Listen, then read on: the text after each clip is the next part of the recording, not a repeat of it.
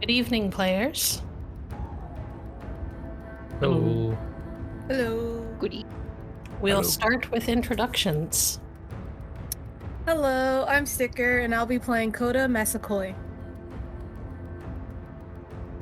Hello, I'm Damien, and I'll be playing Kris Strom. Howdy, I'm Gary, and I'll be playing Oliver Bright. Hello, I am Cyan, and I'll be playing Sarah Baxter. Hello, I am Swifty, and I'll be playing Teddy Abernathy. And I'm Bloodied Porcelain. I will be your storyteller for the evening. The date is January 16th, 2023. New Year's is firmly in your rearview mirror, regardless of how you spent it or who you spent it with. Tonight, you all find yourself in the neighborhood of Middle East in Baltimore. Middle East is a fairly rundown, poor neighborhood. Most people who live here don't even break $20,000 a year on their income. Lead paint is a problem in numerous buildings. And while not necessarily one of the neighborhoods that the police tremble to go into, is certainly one of the more dangerous places to be. However, it is also one of the cheapest places to live or to set up a business. It is for that reason that you are all here. Coda, would you tell us about the row house that you make home? So, I live in pretty much brick building. There's most of the doors kind of, if you like hit it hard enough, they'll stay closed. A couple of broken windows, but it's not too bad because we taped it up or whatever. There's maybe, well, I heard that there's like 5 or 6 family people living here, but I've seen at least 12, so I'm not really sure how many people live here. But I don't know, it's a quiet neighborhood. Well, it's good when it's, or maybe I guess it's a bad sign when it's a quiet neighborhood. Lots of cats everywhere, but you know, that's good because you catch and release them. But I don't know, it's a pretty solid place. One of the nicer looking houses here, but it's not, I don't know, what would you call it? It's not like Hollywood or something. It's, I guess my room, it's pretty clean for the most part. I don't leave a mess. I mean, there's roaches, but that's like the good things to see, you know? Like, yeah. It's certainly not the worst place. No. Wow. Cramped and crowded, as it is still home. The place where you rest your head, if not the place where your heart currently resides. Also in the neighborhood tonight. While he doesn't live here normally, Kris Strom is currently couch surfing with a, well, I should say he is borrowing the bedroom of a friend who is out of town. Yeah. Finally has a chance to get some alone time, maybe play a little bit, though the neighbors have been cranky at times with how loud the music has gotten through their very thin walls. Kris. Yep. Tell me about your current mindset on this, the eve of your birthday. Well, you know, I got me a bottle of whiskey here, so what else is there? You know, a pack of cigarettes and a bottle of whiskey. I'm gonna probably just drown my sorrows here until the morning. I can't think of anything else I want to do, really. I don't have my best friend here. You know, I don't have a girl at the moment, so I guess it's just me, this bottle of Jack here, and a pack of Marlboro, and maybe a couple of horror movies, and, we'll try and get rid of this hangover. Excellent. Oliver, you Yes. are in the neighborhood the way you are actually on most Mondays recently. You're here to visit with students of yours who live around here who might need some extra tutoring in order to get through this year with actually earned good passing grades. Tell me about your students and the relationship that you have fostered with these kids and the families who, as far as you know, typically wouldn't allow someone who is effectively an outsider to come into their homes to help their children. Yes, of course. These kids, great, wonderful kids, see so much in them that they can do with their lives, and I just really want to see them do the best that they can. And as of right now, we're at Marcus's house. A lot of the children there, for me to help do some tutoring with the current units. We're working on Hamlets, and they were reticent of me at first, naturally, but eventually I was able to show them, at least I hope I was, that things like picking apart literature and understanding English as a whole isn't some kind of useless skill, even though everyone might not use it in their day-to-day lives once they graduate. But it's similar to the same way how a football player will lift weights before or to get stronger, so that when they're out on the game and they can do what they need to do, there's not going to be any play that requires them to lift a bunch of heavy objects, but it makes them stronger. It makes their muscles better. So doing these exercises, learning how to understand the English language is like that, but for someone's mind, it lets them grasp these more abstract ideals, so that when they do end up in the real world and they find themselves in their jobs and occupations, they have that muscle expanded of their mind to handle these abstract ideas. And that's just something I wanted to show them and hope I was successful in. And so right now we are in, like I said, Marcus's house, and I'm talking to them and I'm saying that it's true. Shakespeare is perhaps one of the most boring things you can possibly read, but that's because you're not supposed to read it. You're supposed to see it. You're supposed to watch it. You're supposed to perform it. And so that's why, with parents' permission, of course, that I'm even here in the first place. Parents are in the building. I'm not just alone with all these kids. I have some nice floppy rulers with me here to serve as swords. Have some scripts out, handed them around the table, and we are going to enact the first couple scenes of Hamlet, just to get a real good idea of what's going on and be able to really break down the piece and get them to understand what it's all about.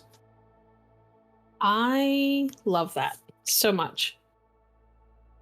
Sarah, you're here because your latest case deals with a 14-year-old boy who has been brought up on murder charges with the flimsiest of evidence and a timeline that just doesn't make sense, but nobody seems to care, except you. Unfortunately, he does have school, and because he is currently on probation, well, out on quote-unquote bail, you are here to visit him in the evening after school while he is relegated to the home and not allowed to go anywhere. Why don't you tell me about not just your relationship with Carter, but your relationship with his stressed out and chronically overworked and underpaid single mom? With Carter, it's definitely been an uphill battle since the beginning. She just figured that, like, he's so used to people being against him that he didn't think even his own lawyer could gather the strength to actually defend him in court, but she has been doing her best to help him. And she and Carter's mother are probably fairly fast friends, since Sarah is providing like relief and defense in this situation that just doesn't seem to make any sense at all. All right. Teddy, last but certainly not least, you are just arriving in Middle East. You've only had to come here a few times. Typically, the people who live here can't afford your services. But with the recent shift to much more at-home learning in the last few years, you have had people calling you because the local infrastructure just struggles to support their efforts. As you are driving through Middle East, you are driving past past places that almost look like graveyards, but where buildings, dead buildings are. There's remnants and rubble of buildings that have been bulldozed in preparation for an expansion to the Johns Hopkins Medical Center, an effort that locals have been fighting tooth and nail against. Row homes have been taken down by the block to make room for this space. Gentrification is on the rise around that area, and the rest of it has been kind of left to fall to the wayside. Most of the people here can't really afford to buy their own property, own their own homes. They're renting from landlords who live elsewhere, who got the place on a steal and flipped it. As your van turns onto a local street, you manage to hit a pothole that you didn't quite see in the dark because the street lights, it seems like at least every 3 to 4 lights is out, and it's probably been out for months, if not years in some instances. In fact, you passed one spot, you're pretty sure there should have been a street lamp, and there just wasn't. It was gone. And you pull up onto this block in front of one of the few houses that looks like somebody is actively taking care of it. It looks like it's recently gotten something of a facelift. The bricks have been cleaned. The door has been freshly repainted. Even the knocker looks new. Unusual. No graffiti, fresh plants planted out front, although they're struggling in the winter cold. And the lights are on inside. Tell me about what you were doing before you headed out for work tonight. Or I was heading out for work. I assume that you were at home with your daughter. Oh yeah, definitely at home with my daughter. Probably watching a movie together, cooking some dinner together. Probably had like a nice carbonara. And then we would have put on a movie.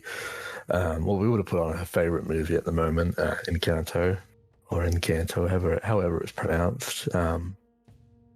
It's probably the 50th time they've watched it this year, even though it's 16 days into the year. But she likes it, so he puts up with it, and he likes the music, so it's good.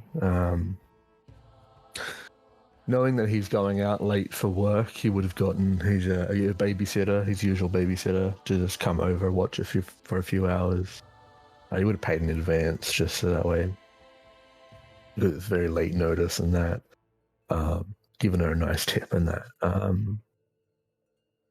tucked Dolores into bed and then just got into his van and started driving out. I love it. All right. You all go about your evenings. Kris with his bottle and his movies. Sarah going over the court filings that she's made most recently. Oliver with watching a bunch of high schoolers who looked dubious at best when handed floppy rulers and told that they were swords. Have really invested and gotten into playing out these scenes from Hamlet. It is obvious that some of them don't entirely understand what is going on, but, you know, they get the gist. A lot of it is taken on context clues. And at the very least, they seem thrilled to be waving around their ruler swords and shouting at each other.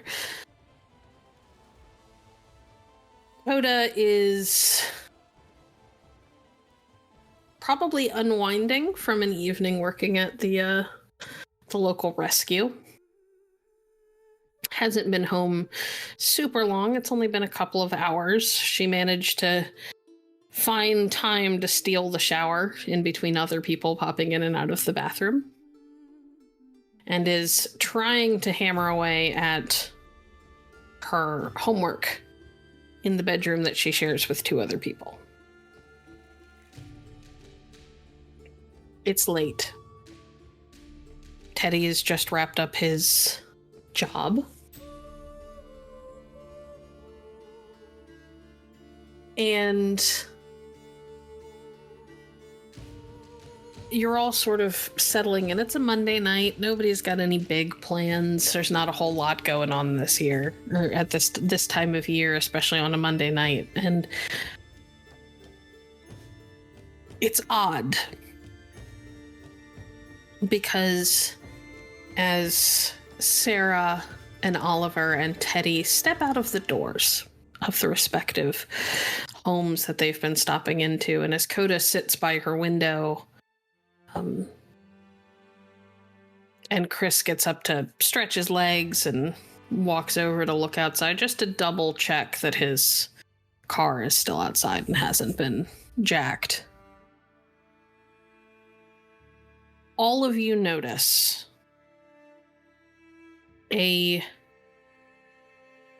strange rolling mist, fog, tumbles its way through or down the streets. It's like it gets darker and colder outside. And quieter somehow, like the world draws a collective breath and holds it. I would like everybody to roll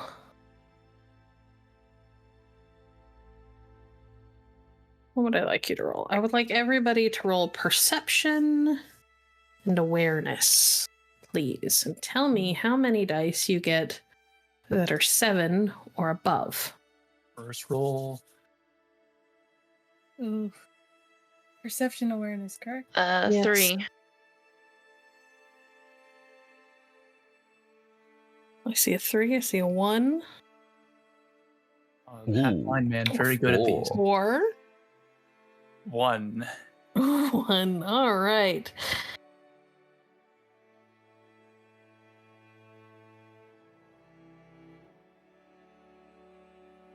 Okay. Those of you who got 1s, what you notice is that despite the fact that it is darker than it should be outside, when you look up at the sky, though you cannot see any clouds, you can see very clearly a too bright, too big, too round moon above you.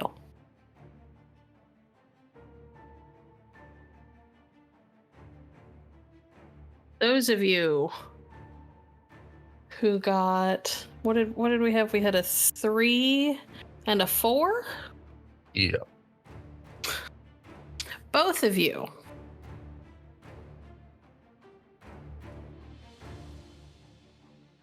here in the very far-flung distance, a low, chilling howl.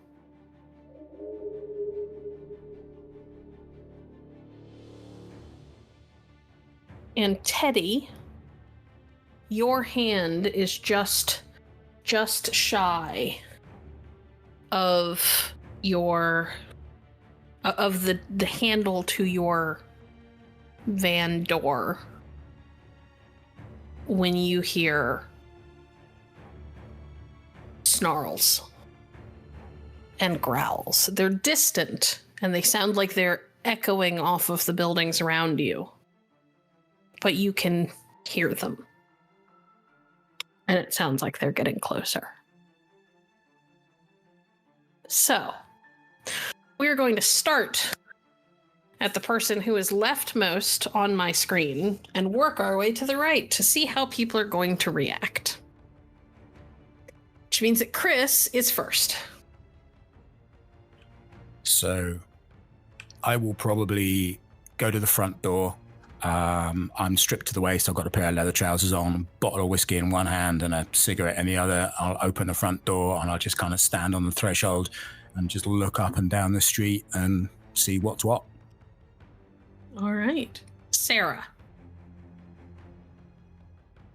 She's gonna look around just the house that she's in, and if everyone else... You're outside now. Oh, outside? Okay.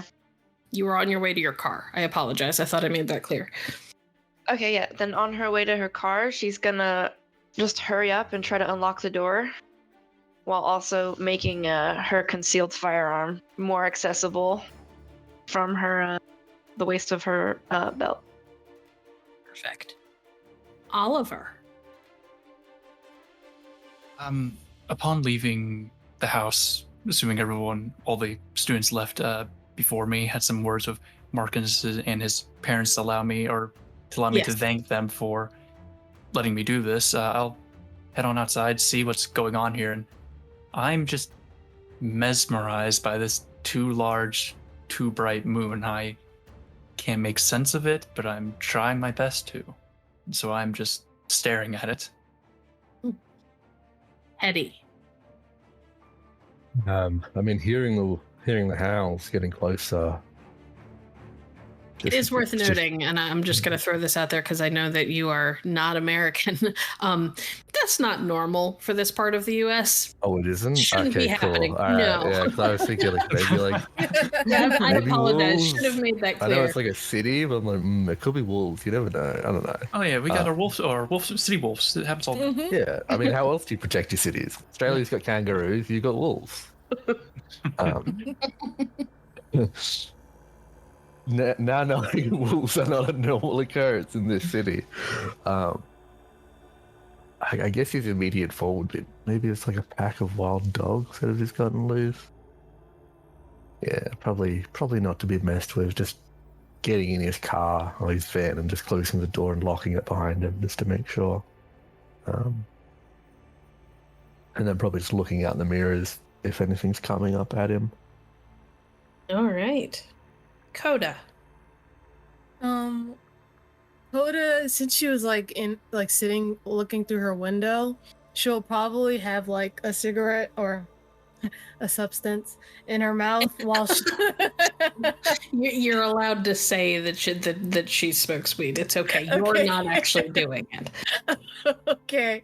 So she definitely has like a joint out hanging out her mouth, and she's looking like she was studying, but she took a quick smoke break, and she's like, like rubs her eyes for a second and it's gonna take her phone out and be like, oh my god, to take a picture of it. And kind of also like stick her head out and see if anyone else is like sticking their head out to see this. Hey. For those of you who have like stuck your head out the window or gone to the door, actually all of you, none of you see another person just yet.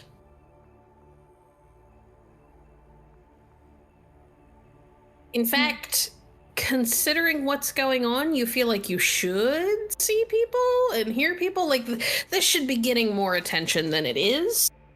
You don't see cars that have kind of pulled over, in hopes of trying to deal with the fog. You don't see people who are, maybe driving a little bit slower than usual.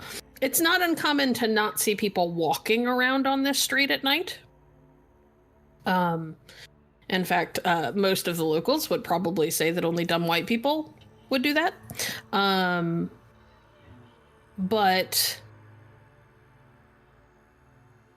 you find yourself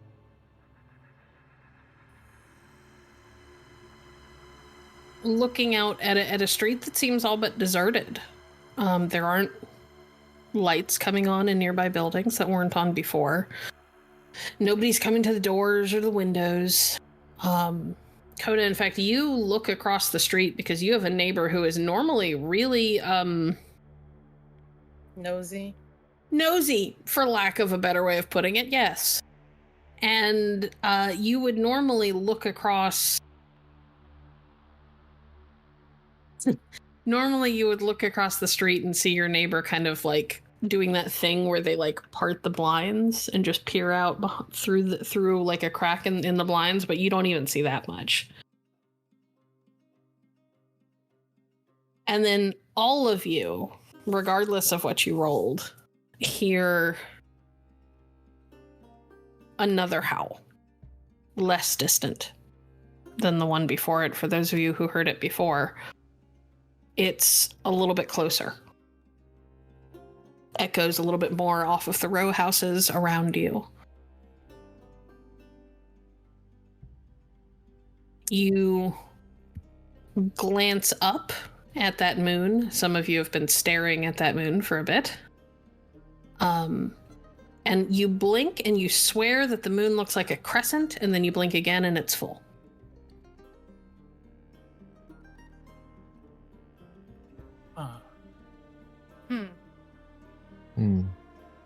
Yeah, Coda's definitely fully rubbing her eyes now. Like, what was I given? Like, she's gonna like dab or put out the joint and like tuck it in a little container, like a Pringles container. And could I do a roll something animal related that's to try to see if it was a dog? Or would you like to leverage your knowledge of animals, maybe? Yes. Intelligence, and I will give you either academics or animal ken. I will use animal ken. 1, 2, 3. Okay.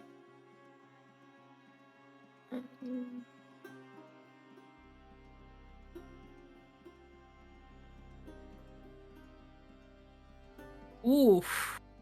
Well, you have no idea what's going on. Darn. Sounds like wolves. Could be, I mean, you heard about when The Wire was filming here.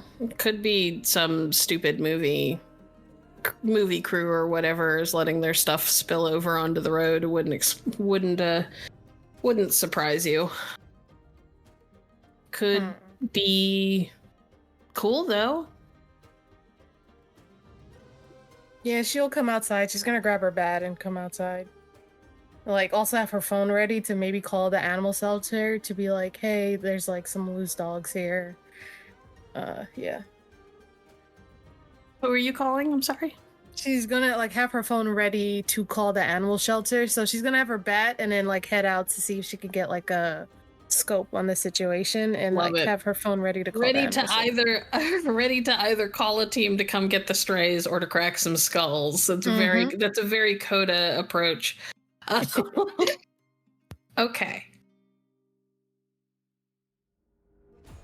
Kris. Yep. You are standing in the doorway of your friend's home. You don't see any other people.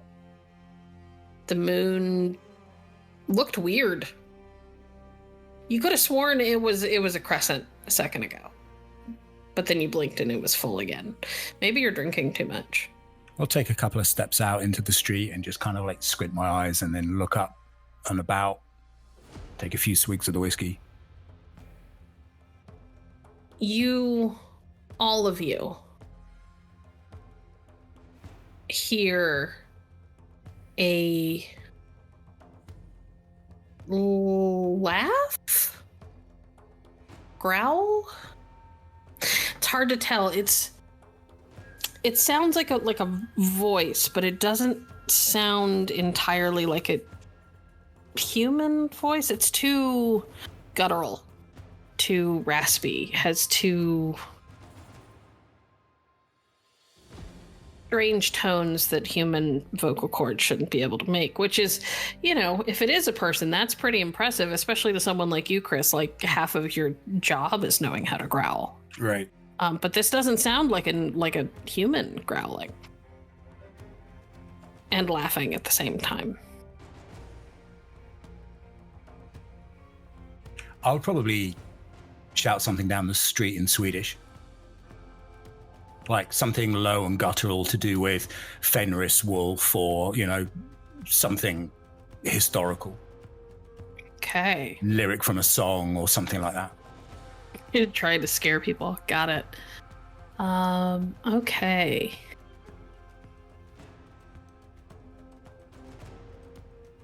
Teddy, you are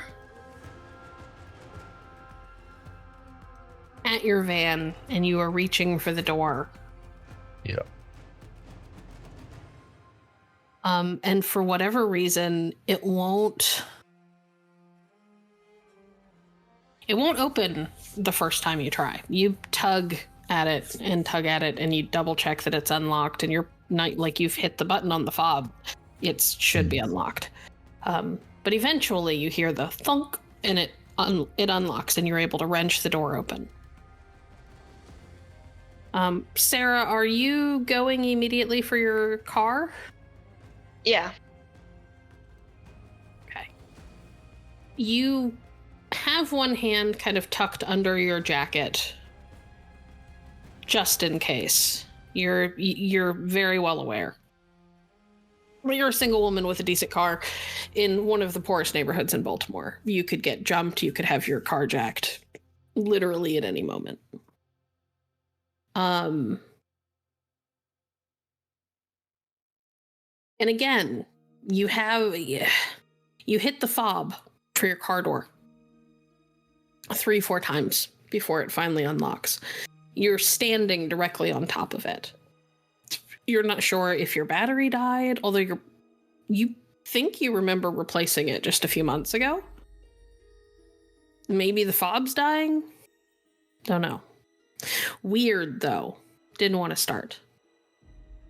You managed to yank your car door open and climb in. Oliver, are you still standing in the middle of the road? No, I think after 1, hearing the howl, and then 2, watching the moon change, but there's no way that could have actually happened, surely. Kind of shaken out of my reverie and taking a nice brisk pace down the road back into the direction of my usual walk back to my apartments. I don't have any weapons on me because I'm sort of relying on local street cred of being the teacher who helps tutor the kids after hours, being sort of badge of protection of don't mess with this guy. So best I can do is pick up the pace a little bit. Okay.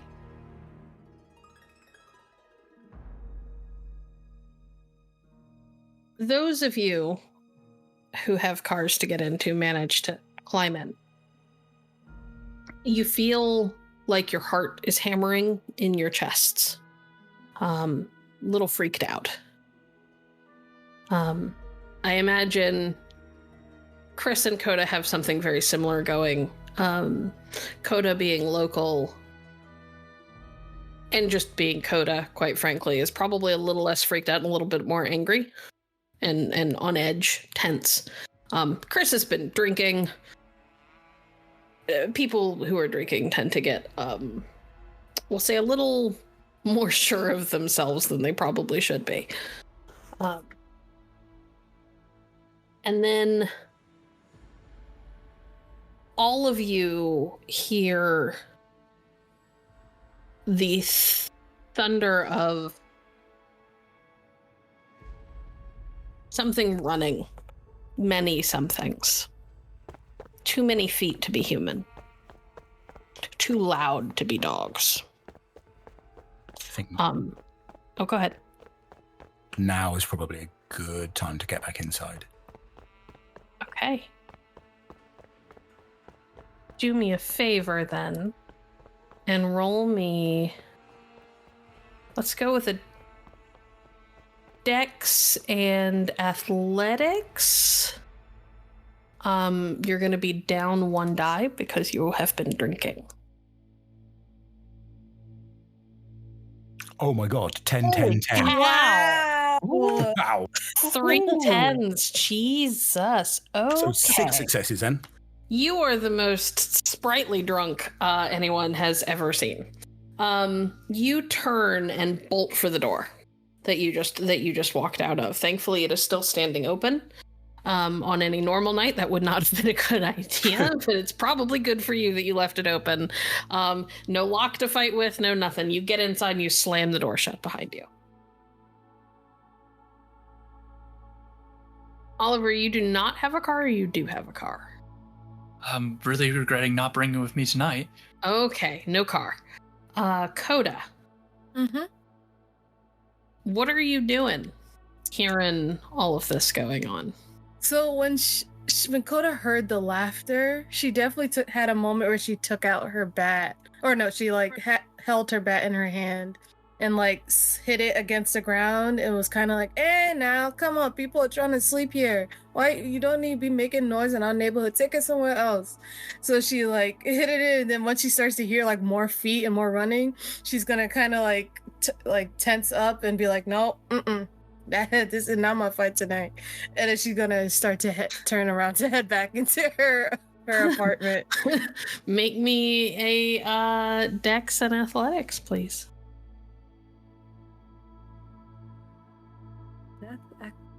What is 1, 2, 3? Goodness.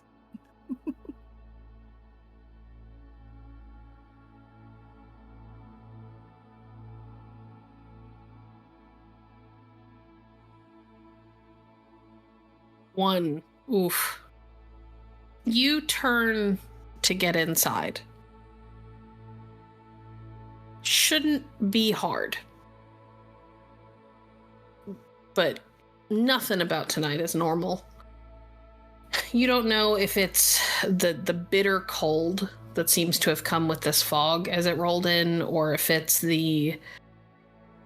how disorienting it is to be surrounded by this mist that the light from the moon seems to bounce off of. You don't know if you're just feeling the effects of whatever it is that you just smoked so powerfully that your body doesn't want to work with you.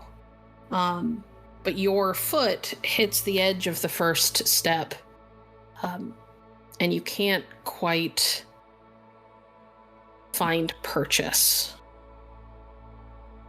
And so as you go and put your full weight on it to start to go up, your foot slips and you trip, and you land kind of on your hands and on your knees on the steps just outside of the door.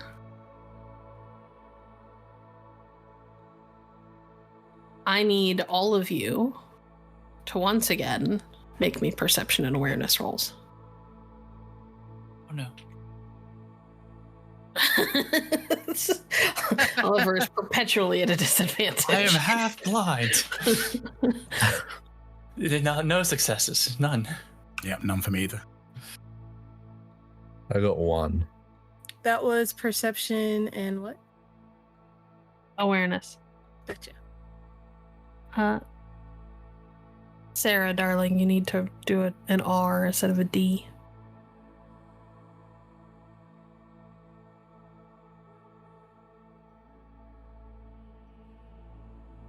Sarah?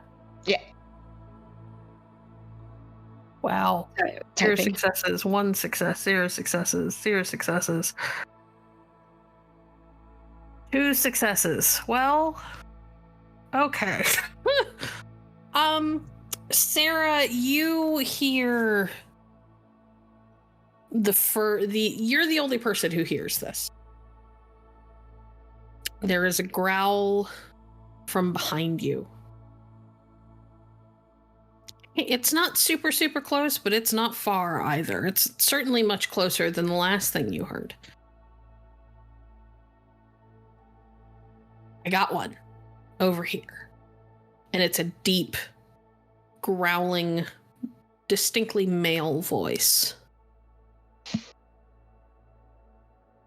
She'll look over to where the sound is coming from, see what it is. You can't see anything. All you see is this roiling mist. Can she try turning on her car for lights? You can certainly turn it on. Unfortunately, the flaw to mists and fog is that lights bounce off of them. They are opaque. It's like you can see a little bit more in front of you, but it also is just as bad for you trying to drive in. Right. Not impossible. You just know that your visibility is not great, and adding light to trying to see something in this kind of situation is not super helpful. Well, if whatever is growling comes any closer, she'll just watch and see if they get close enough to see him with the lights from the car. So you're not going anywhere? You're going to stay in the car with the lights on? Yes. Okay. All right. This time, we're going to go into... We're going to do some mini scenes with each of you. Because you are all in different places and all reacting very differently. We will start with...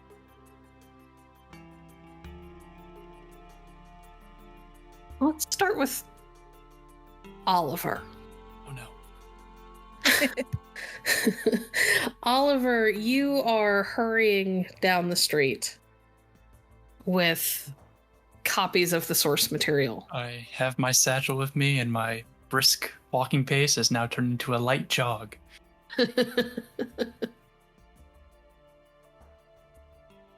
You hear, found one. It's over here. Around the same time you hear a car start up. It's just ahead of you. Well, the voice is coming from behind you, but the car is ahead of you.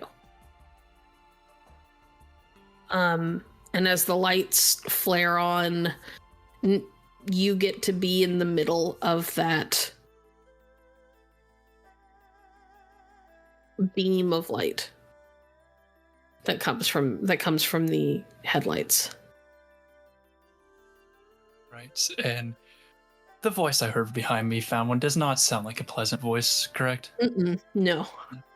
Well, in that case, I am going to reach in my satchel, pull out a nice floppy rubber ruler, has some level of protection, and run for the car, as that, as far as I'm aware, is my only source of salvation right now.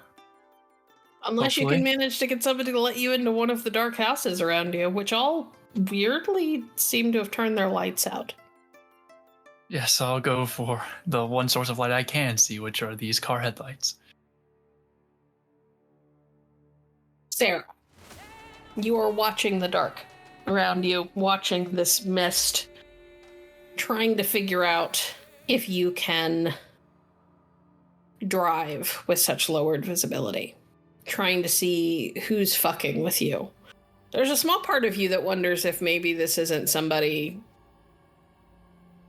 kind of purposefully just taking advantage of the creepy surroundings to mess with you. Wouldn't be, unheard of. And then you see a man.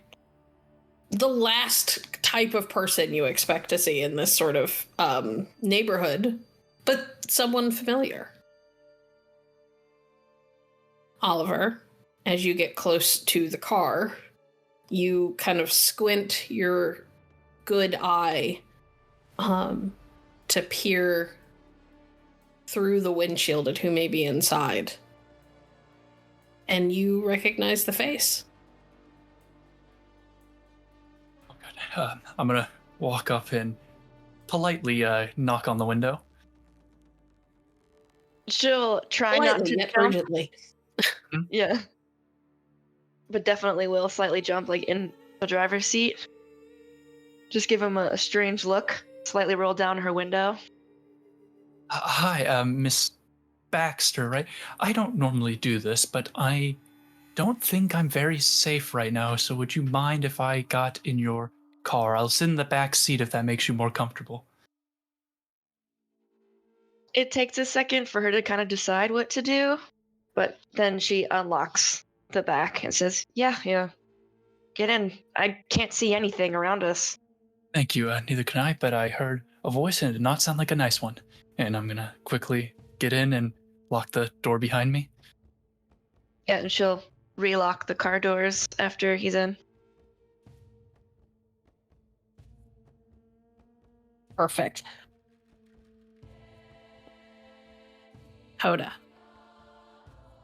Yes. You're pretty sure that the heel of your hand is bleeding from where you hit that step.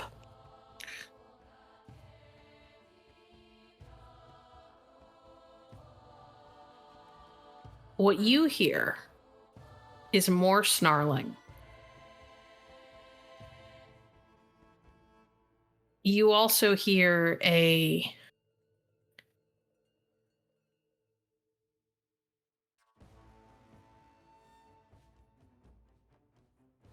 trying to think of how to describe this. You hear a high-pitched hiss and a low feline growl from off somewhere in the mist. Huh. And then a abrupt snarl, a sound that is very familiar as a cat being hurt, Being hurt? and then it goes quiet.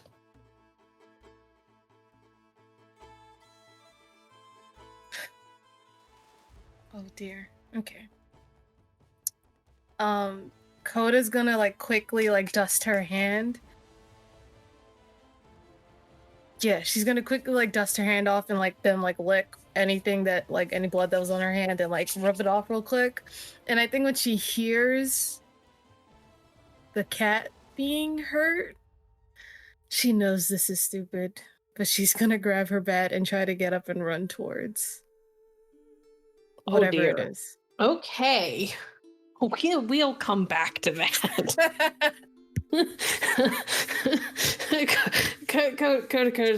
Coda's like, YOLO! All right. Kris. You get inside. You slam the front door. Only to hear the back door leading out into the very small square backyard that you're pretty sure when you looked out last time was pretty overgrown inside of its fence. You hear it thud heavily, like a full body got thrown against it full force. Am I the only person in the house at the moment? As far as you know. Ah, shit. Any bats, any weapons behind the front door that people would have used just in case? Oh yeah, given the neighborhood, I'll say that there's almost definitely like an aluminum baseball bat behind the door. Brilliant. Grab the bat, going towards the back door. Perfect. You hear that voice. Or another voice. I shouldn't say that voice because they're not all the same. They're various tones and whatever. I'm just not a voice actor. You hear a voice that sounds a little bit more feminine, but still definitely not normal. Not like any human you've ever met. Kind of growl. I can smell one. Inside. Damn windows are too small. And then you hear another full force thud against the door. I kind of mutter to myself, what the fuck? And I'll shout out, get the fuck away from here, man, or you're hurt if you come inside. Things go a little quiet for just a moment. And then you hear this low, guttural, rasping chuckle. And then another one. And another one. Oh, multiple people. And then one of the chuckles gives way to a howl that is ear-piercing and bone-chilling. And then the window nearby shatters. And the lights inside go out. You can't see exactly what it is. You had just enough time to glance something huge and furry. Swing the bat blindly at whatever it is if I can. Okay. Give me...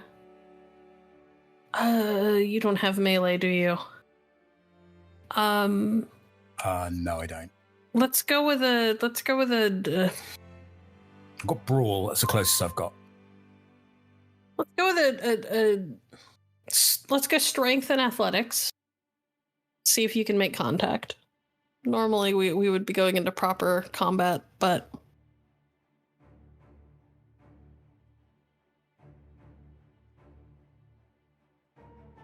Oh, there we go. Not bad. Not bad. That's 5 successes. You connect in the dark. You don't know how, because you can't see what the fuck is going on. And the body of whatever this thing is that just broke through this kitchen window next to you is big enough that it is blocking out any of the light that could come in from outside. Gotcha. But you connect. You connect and you hear... like a half yelp. And then the bat feels like it is fighting against your hand. Okay. And like it is trying to pull itself away from you. Well, if I'm going to die, I'm going to die with my boots on. I'm in fight mode at the moment, so I'll do whatever is necessary.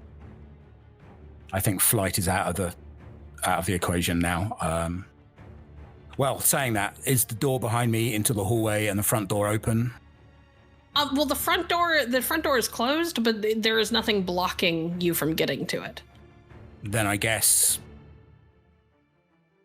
if there's multiple of these creatures, maybe I've stunned one of them enough for me to make a bit of a getaway. So I'm going to try and bolt for the front door. All right. Give me a dex and athletics. You're definitely going to be able to. I want to see how well this goes for you, though.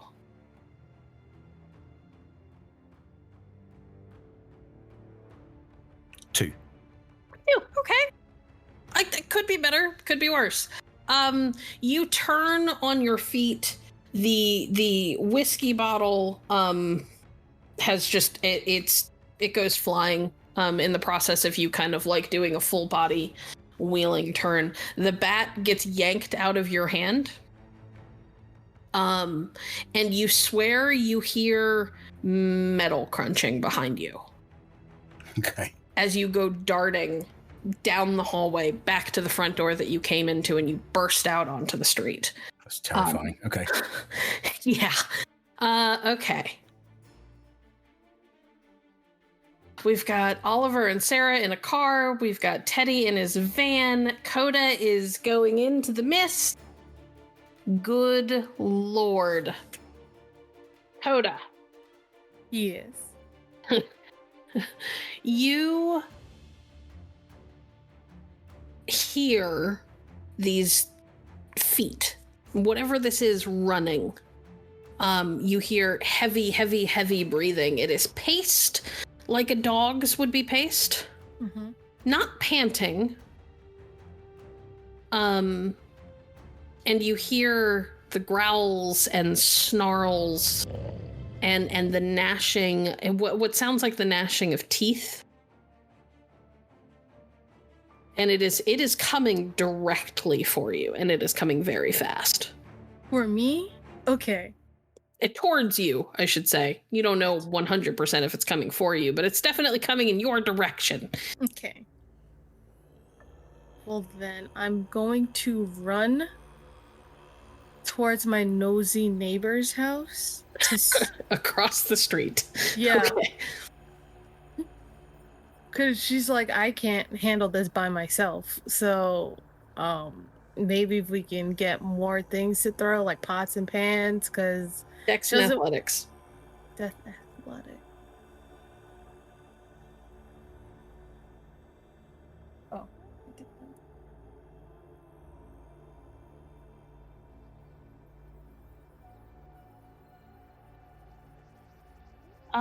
4. Not bad. You are much more, you don't know if you're more clear-minded or if the fight or flight instinct is making you a little bit faster on your feet, but you turn and run full fucking speed towards your neighbor's house. The windows are dark. You throw yourself against the front door, you're pounding, you're yelling, open the fuck up, open the fuck up. And nobody is answering. The house is quiet and dark. Cool. And the running is getting closer. All right, so then she is running towards...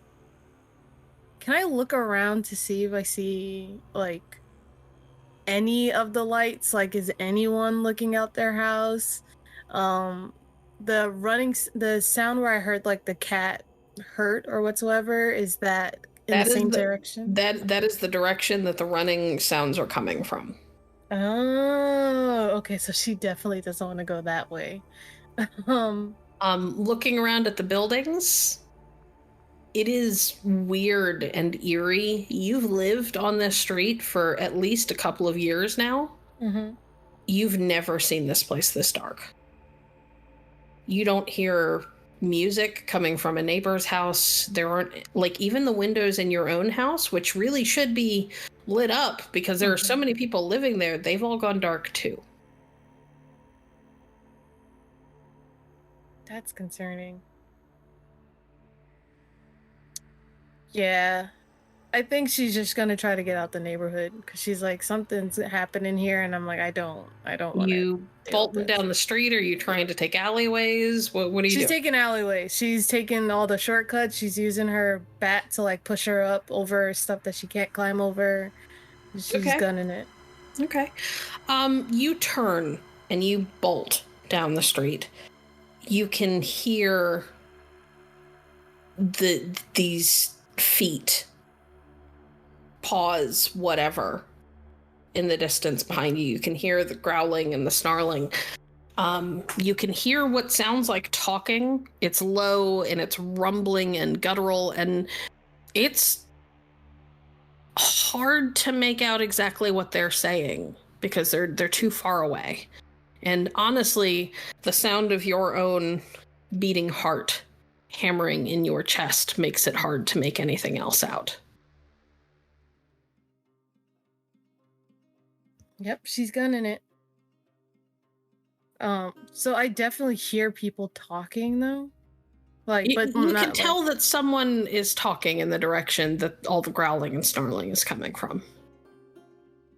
Yeah, no, she's definitely getting out the neighborhood because she's like, maybe this is some gang stuff that's happening.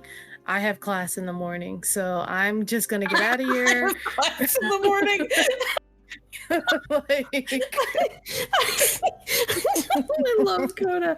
I ain't got time for this shit. I have class in the morning. Whatever. yeah, like I'm gonna maybe get to the bodega or the bus stop, maybe just chill in my campus area and spend a night on a bench or something.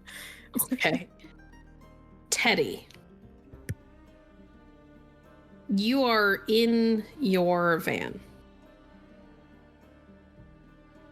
There is water and liquid on the windshield from where the mist is hitting it, and the heater inside of the van forces it to become condensation. You've got the lights on, but not on high or anything because of all of the fog and mist around you. You can hear, even with all of your windows up and the engine rumbling, you can hear the sounds of running. You can hear the howling and the snarling. You can hear talking. I think there's one over here. Yeah, but he smelled two over that way. There's one who thinks they can get away on foot. You're hearing it. You can't tell where all of the voices are coming from. It's weird. It's like it's bouncing off of the buildings around you. You do know that the way that your van is currently facing is not... You're 99% sure that if you go that way, you're going straight towards whatever's making all this noise. Yeah. Well, that's good, because my plan was to do a U-turn and skedaddle the fuck away from here. Okay. This is a nightmare town. Never coming back here again. But he put his caution lights on first, just so that way there's a little bit of extra light. If anyone coming down the road, they can see him maybe a bit better. Yeah, he doesn't want to get in an accident. I love it. You roll the engine over, throw it into drive, slap on your caution lights, and make the fastest U-turn of your life. You're pretty sure you hear wheels squeal, but oh well.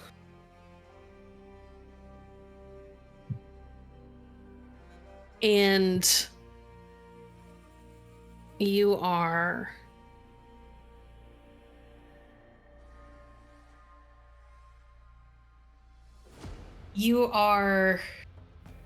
not even 50 yards away from where you were originally parked when the whole van bounces like a toy as something very heavy lands on top of it. On top of it? Well, that's not good. And you hear a voice growl out from above you. Come out, little godling.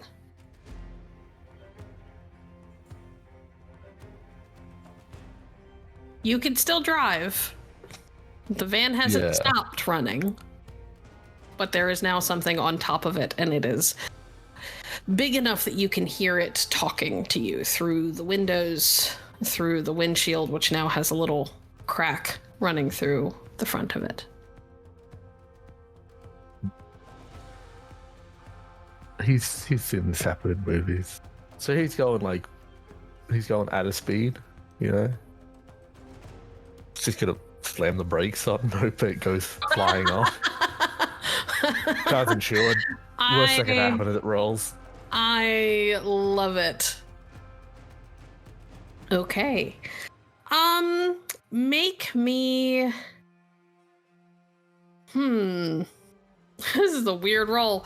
Make me a control and wits roll. Control cars, assuming that you have that, or vehicles. I don't have anything in control. All right, so make me a wits roll. Yes. Ooh, two successes. Two successes, because excellent. That was almost perfect. One off. You slam on the brakes. And you can tell that whatever was on top of your van was not expecting that. Because a large, dark form, obviously a body of some sort, you're not entirely, like, you can't make out, like, details when it's moving as fast as it is, because it basically gets catapulted forward into the mist. It's dark, it's furred, goes falling and tumbling into the mist in front of you and seems to disappear. And then something else hits the van because you're now stopped and slams into it from behind. And the whole van lurches forward and pitches a bit as your front left wheel catches in that goddamn pothole. I knew that pothole was going to come back up again. Catches in the pothole, and the whole van flips forward. You feel the back of it lifted up off the ground. And it flips.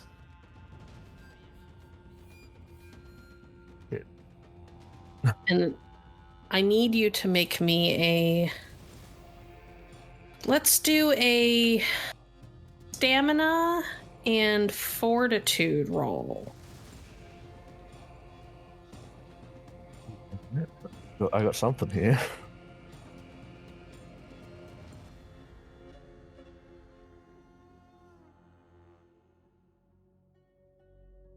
Two successes. All right, not bad. Your shoulder gets wrenched pretty bad against the seatbelt. But the seatbelt holds as the van rolls onto its hood, ceiling, whatever.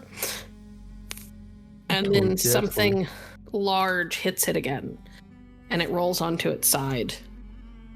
And it is by the grace of God that it comes to land on its wheels. But now the windows are cracked. The windshield is a spider web that looks like it wouldn't take more than a flick for it to fall apart. And you can hear the engine is clunking. It's running. You're not sure for how much longer. Yeah. That said, Kris, you dart out onto the street. Yep. You heard metal crunching behind you, and then you hear metal and glass crunching ahead of you as you are running down the street, but you also hear that running coming from behind you. So you've got the metal and glass breaking in one direction, and growling and snarling and running coming from behind you. And you are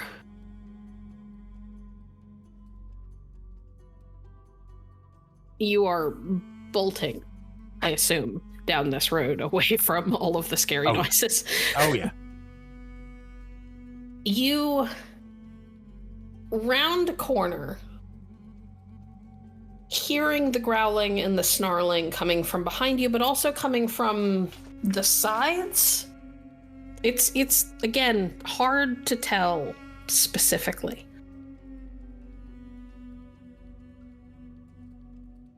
And that's when you see it. You see the flickering and rapidly failing lights of a van that is somehow on its wheels, but looks like it wasn't on its wheels a few moments ago. You can see what look like large... You would say that they look like claw marks, but they're too big to belong to any animal. Okay. Can I see any people? You can see someone. There's a human figure in the front driver's seat, but the angle that you're coming up on, you can't see exactly who it is just yet. I'm going to shout at him as I'm moving down the street. Get the fuck out of your car. We gotta go. We gotta go. Teddy, someone is yelling at you to get the fuck out of the car. You gotta go. Sounds like a great idea. I'm getting the fuck out of the car. I'm going to grab my clipboard and I'm getting the fuck out of that car and I'm running to wherever that voice just came from. You're taking the clipboard with you? I love it so much. It's got all the information of the job I just did, okay? I need it for tax. The base squad needs it. I love it. I love Look, it. I'm crazy enough to mess with whatever's going on here, but the So IRS, fucking no corporate way. America. So corporate America to think to take the tax information with you.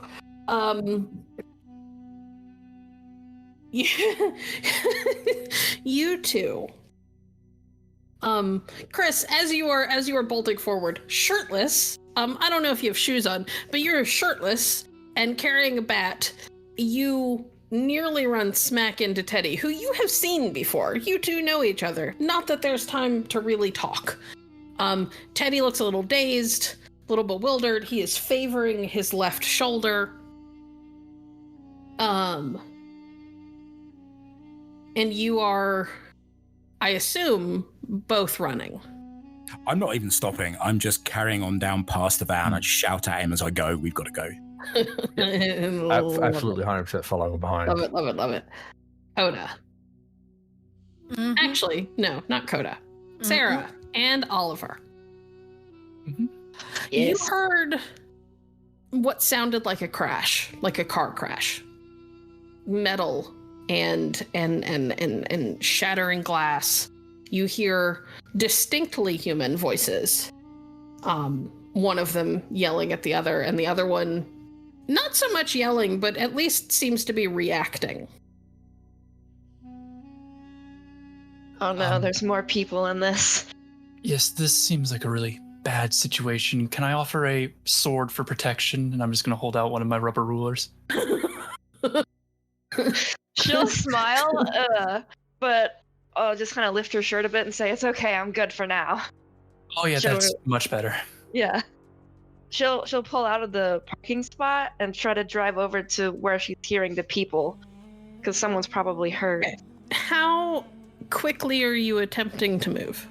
She's trying to move slowly, like, so she doesn't accidentally hit someone, like walking their wolf dog, which is illegal in Maryland, but whatever.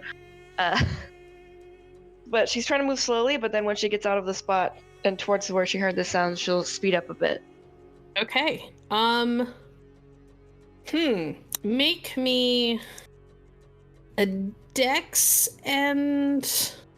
Actually, Oliver. Mm-hmm. Awareness and perception. I know it's not your best roll, but I want to see if you can give her extra dice. No, I'm sitting in the far left seat. That's my bad eye. I can't see out the window right now. Okay. Sarah, let's go with perception and control vehicle, like a car, automobile, vehicle, that sort of. No control for me is either, so just perception. yeah. Nope. Awesome. That's great. You guys are rolling down the street, which seems weirdly empty, which really is probably a blessing in disguise. Because you can't see shit. In fact, you so can't see something that as Coda comes bursting out of an alleyway, she nearly gets hit by the car. You don't notice. As you are hurrying as fast as you feel safe going. And you are so sure that you should be where the accident is, and so confused as to why you don't see it, that you're not thinking to check your rear view when something very large and very heavy lands on the back end of the car. And the whole car tilts, the whole front of the car tilts upwards. Like a teeter-totter that someone has put all of their weight down on the opposite end. For a moment, you two are looking upward at the moon. And then the moon is out of your field of vision as you come crashing back down. And the front of your car hits hard on the pavement. You are 90% sure that you hear one of the tires go. Shit. That was not a pothole, I don't think. And then you hear scrabbling. Something large and sharp is scrabbling against the metal of the top of your car.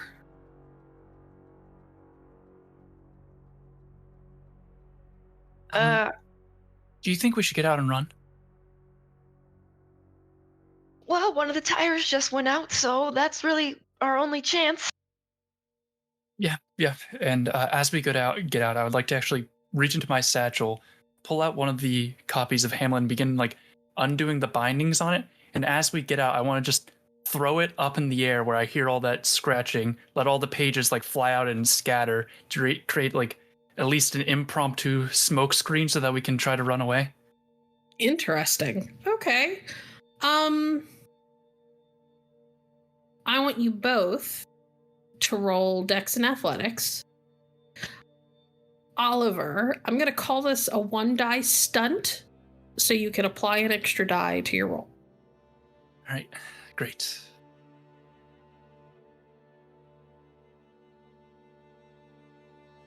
That's 4 cow. successes. That's 5 successes, my love. Oh, yes, 7. 7's a success. That's 5. Excellent. Sarah, you struggle a little bit with your seatbelt. And as it turns out, the tire that went was on your side of the car. So it's a little bit lower than the other side, and it's just generally a little bit more awkward to get out of. Oliver, on the other hand, despite the fact that he has a hard time seeing and is struggling with seems like he should be struggling with the physicality of it all, does something magical with a fucking book. You're not even sure what the book is. You just see these sheets of paper go flying into the air behind him, and he bolts. And thankfully, those sheets of paper give you both just enough cover to start running. I also don't want to abandon her. I want to make sure she's out of the car and ahead of me as we're running away. Oh yeah, you're both pretty much neck and neck. I would say if anyone is going to be struggling to keep up here normally, once you actually start running, it's probably you. Oh yes. So she's fine.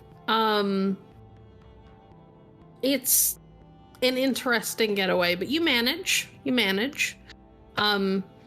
And that's about the time that you hear another set of footsteps that are distinctly human, and a voice, or I shouldn't say a voice, a breathing that is very distinctly human, who has come up behind you. In that Coda, you couldn't see what hit them because the mist was so deep, and it's so fucking dark out here. All you saw was an incredibly large, dark shape land on the back of their car. And you heard the growling, and you heard the snarling and the clawing, and it sounded way too big to be a dog. Way, way, way too big to be a dog. Yeah, no, she is fully gunning it. Like, But if then she you ends- saw two people get out of the car and they're running and you're also running. So you're all kind of headed in the same direction on the same road for the moment. Oh my fucking god. Do you see this? Do you know what's happening? Oh my god. Keep going. We gotta keep running. And we hear this behind us? Behind slash next to, a young African American woman has I'm fallen into step with sprinting, her. struggling to breathe. I'm gonna turn. Coda Massaquoi. Mr. B? We'll catch up in a bit. Yeah, something fed these dogs or wolves some bad hash, maybe from MK on East Madison, but I don't know. We gotta keep going. And she's just like running. You guys continue on. Doesn't take long. It feels like it's ages, but the reality is it's probably only a few seconds before you turn a corner onto another street in time to find Sarah and Teddy struggling out of their van. In time to find Kris and Teddy after Teddy has struggled out of his van. I can talk. Words are hard. It's fine. And the three of you congregate. Sort of. You're all still running, but there's a moment where all five of you are in the same place. A patch of moonlight manages to hit you as you meet each other in this mist. And then you all hear you hear an ear-splitting howl from back the way that Coda and Oliver and Sarah just came. And then another off to the east, and another off to the west. The two on the east and the west are distant, but they are obviously answering calls to the one near you.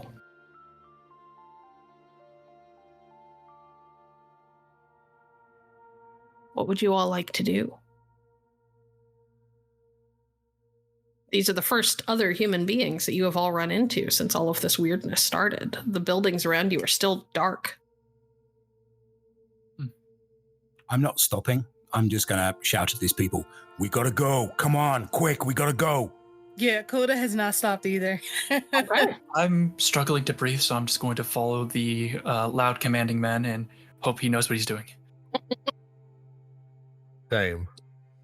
I know a bodega on the corner of one of the streets. Maybe we could get in and like lock ourselves in or something, or Let's do maybe it. catch the bus or something. Let's go. You lead on. I would like everybody to make me stamina and athletics rolls.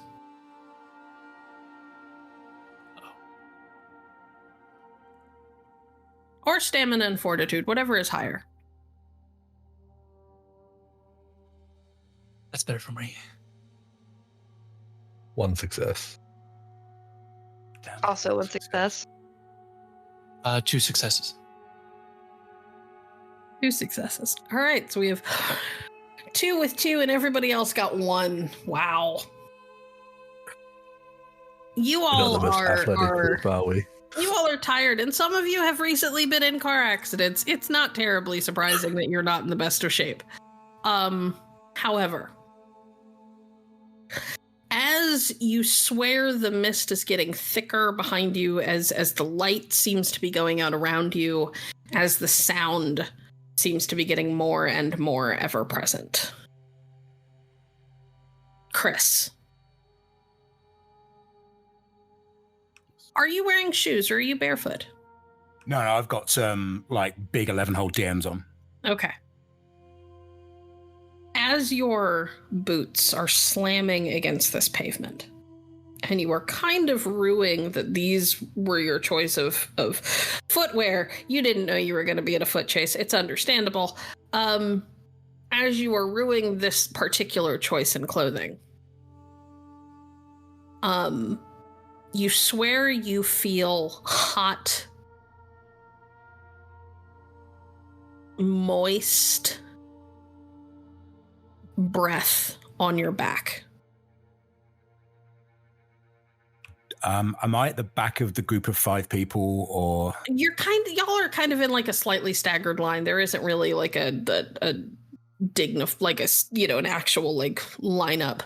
But I wasn't finished. Give me a sec. I'm sorry. It's okay. And you hear what sounds like teeth clacking together as if something is trying to bite at you. And for a moment, you wonder if something got like the end of your hair. And then you feel it. It is white hot, and it is in the core of your stomach. It is in the...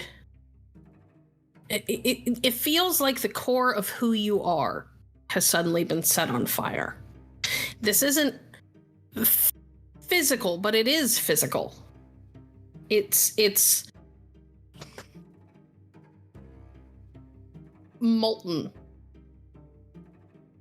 And it spreads. It starts in the core of who you are, and it begins to spread outward through your torso, from your stomach into your chest, along your sides, your hips, down your legs, through your shoulders to your arms. And it burns. Every inch of you burns, and it's white hot and painful. But you don't stop running. If anything, you think you might be moving faster. You can't scream. You can't talk. You can barely see. Everything around you is like it's hazy. You don't know if it's from tears because of the pain, or if it's that damned mist that's making everything so hard to see. It's like, have you ever run so far and so hard that you get those stitches in your side and your lungs burn? Yeah. It's like that, but it's your entire fucking body. Every molecule, every hair. You can feel your hair and it hurts. But somehow you look slightly to the side and you could swear that the buildings are moving by you faster than they were before. Coda. Mm-hmm. You grit your teeth and you are pumping your legs and your arms as hard as you can. You are pushing your body further and harder than you have ever pushed it before. And there is a moment where the veterinary student in you is amused. Because, the sound of your own breath escaping between your gritted teeth almost sounds like a cat's hiss. And then it's like you can't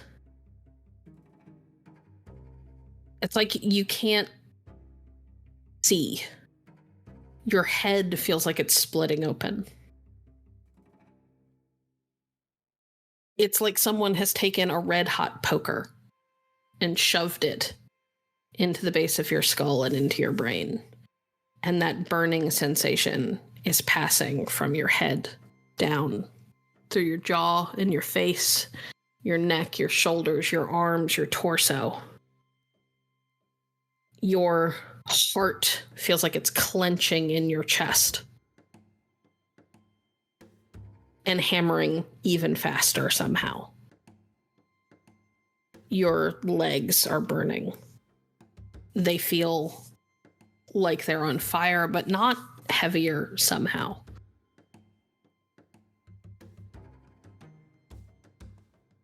But you don't stop. You can't stop. It's like you're on autopilot, maybe? If anything, it almost feels like despite how much it hurts, it's getting easier to move.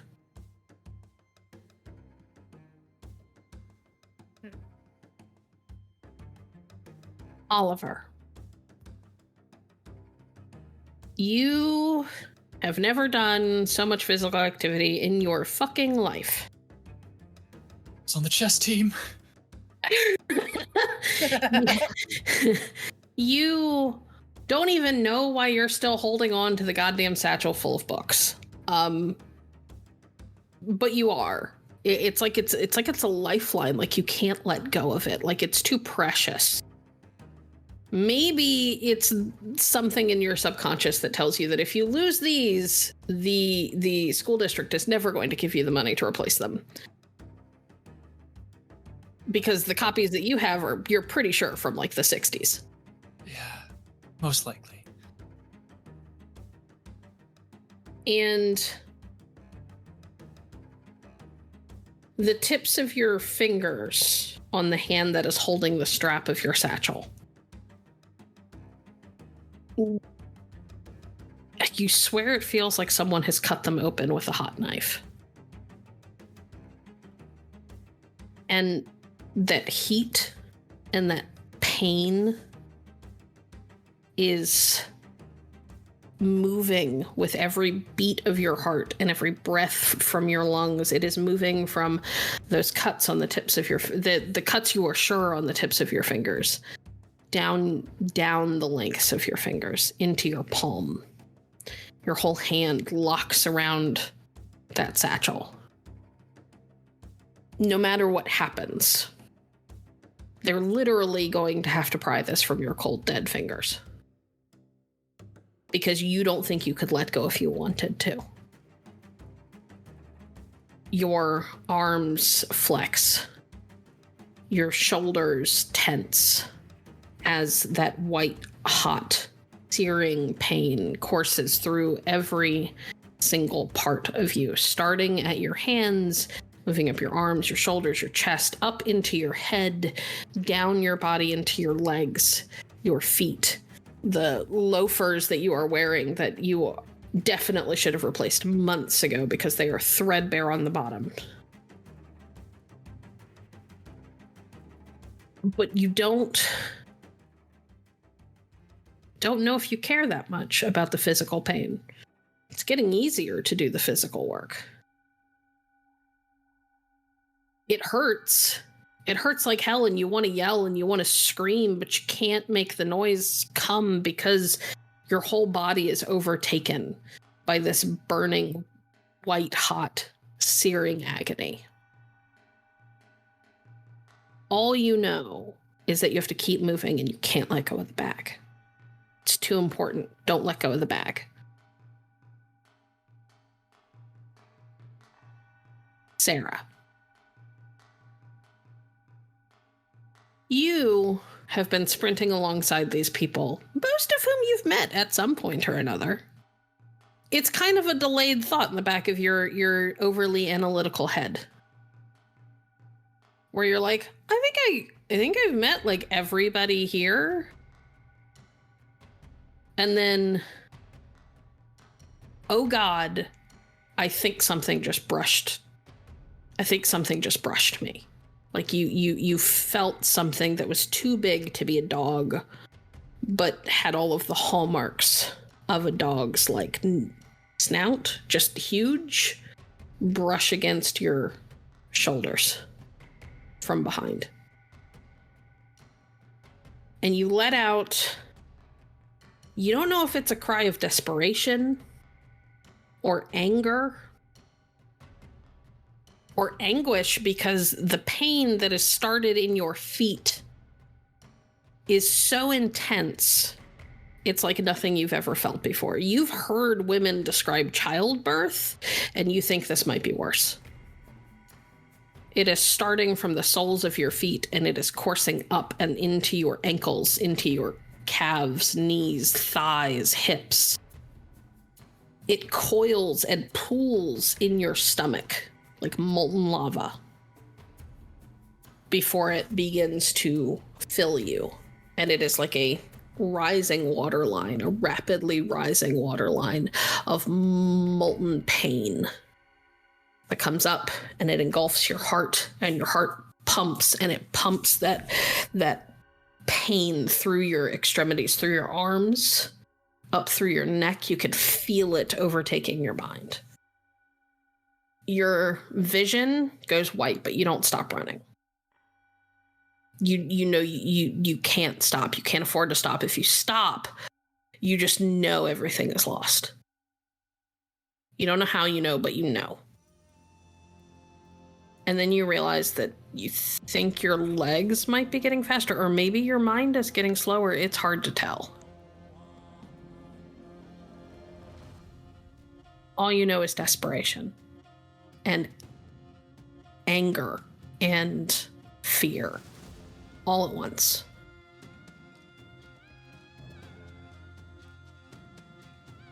Hetty. You are holding your clipboard and you are thinking about your daughter. Tell me about how are you thinking of her in these moments where you're not sure if you're going to survive? Because there is a voice in the back of your head that is warning you that you're that you might not. Probably thinking about her, just like maybe like the things he might miss out on. Like, oh God, how does the American schooling system work?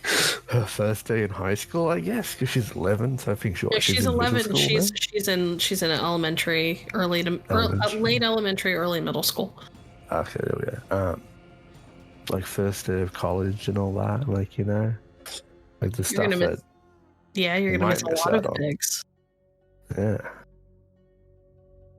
But are you thinking at all about your? Are you thinking at all about your wife? Yeah, I mean, anytime he'd think of his daughter, he'd definitely think of her. I mean, you know, like she's the spitting image of her. I mean, doesn't look anything like him, of course. She's adopted. But yeah, anytime he'd think about her, he would definitely think about his wife. Probably a few thoughts about after her passing, but mostly just like the good times before, like going to Disneyland and all that. The first time they met, still has the burn mark from the coffee, but yeah. Love it. You are focused on the thoughts of your family because your family is what keeps you going. Knowing that if you're gone, your daughter doesn't have anybody because she's already lost her mom. You throw everything you can into running. You throw everything you are into survival. You feel your heart. For a moment, you think you might be having a heart attack. The pain is intense, and it is right in the center of your chest. It is hot. It's like your blood is boiling, but the source of all of that heat is your heart itself, and you can feel every time your heart pumps and your lungs inflate, it is pushing more and more and more of that molten blood through your veins, arteries, capillaries, until every part of you, from your nails to the hair on top of your head to your eyes, feel like they're on fire. You know that you're crying. You know. You can feel the tears hot on your cheeks. Cold, really. They feel cool compared to the blood in your veins. Running somehow feels easier. You wonder if this is some sort of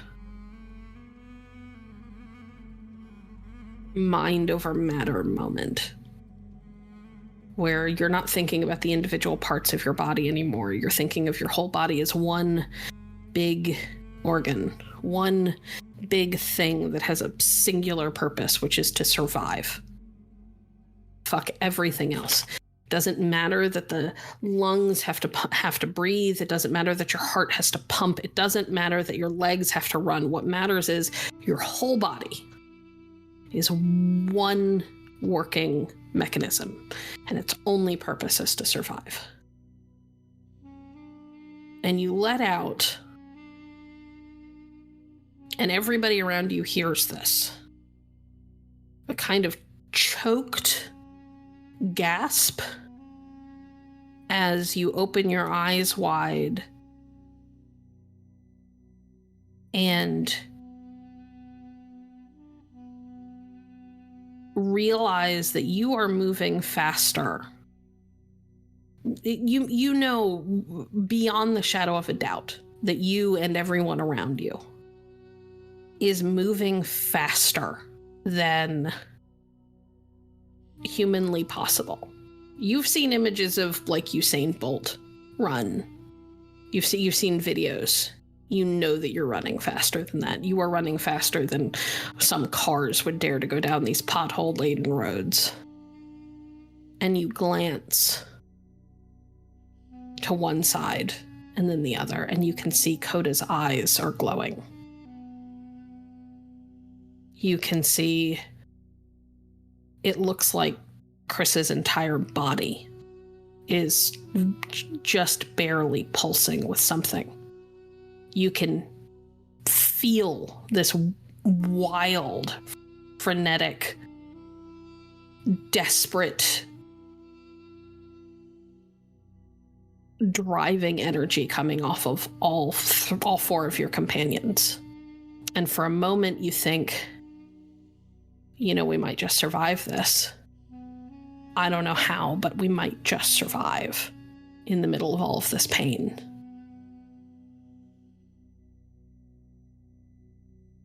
And then you get yanked backwards. It's like a huge hand has grabbed the back of your jacket and yanked you backwards while everybody else is going forward. And you watch. You watch as your friends bolt forward and you go backwards. And the last thought that goes through your mind before the world goes dark is they might just survive this. You are all in varying states of aware. You're very aware of your body. You're very aware of your desperate need to survive. Varying states of awareness beyond that. Unfortunately, you are all just aware enough to hear a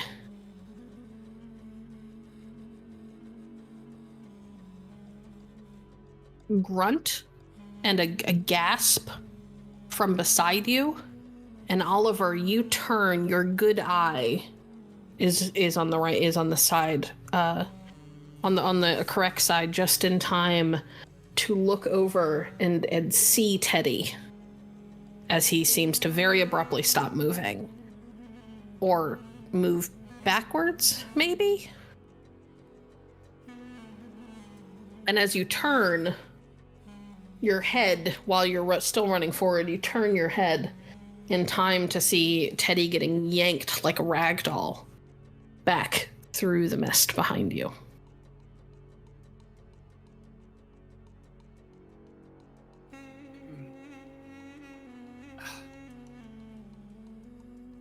I have to think for just a millisecond, but I'm going to turn around and go back for him.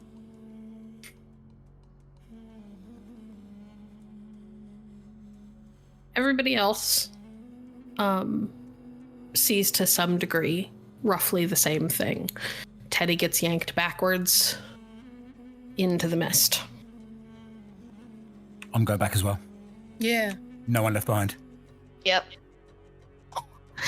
Everybody comes skidding to a halt. You are all breathing heavily, but not nearly as winded as you should be. Your bodies burn, but the pain is starting to recede. And what is left behind is, for those of you who have experienced a true adrenaline rush, like that, but sweeter and more potent. It's like if you lived your entire life with the effects of an adrenaline rush just under the surface. You're just able to stay mellow, but you still get all of that oomph that it gives you. Going forward, you 4 will have an extra 3 dice to all rolls.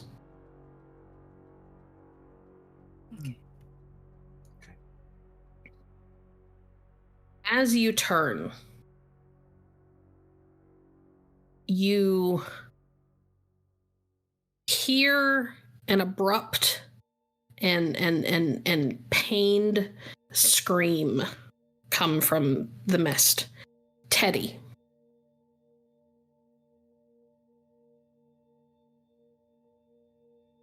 It's hard to tell what's happening.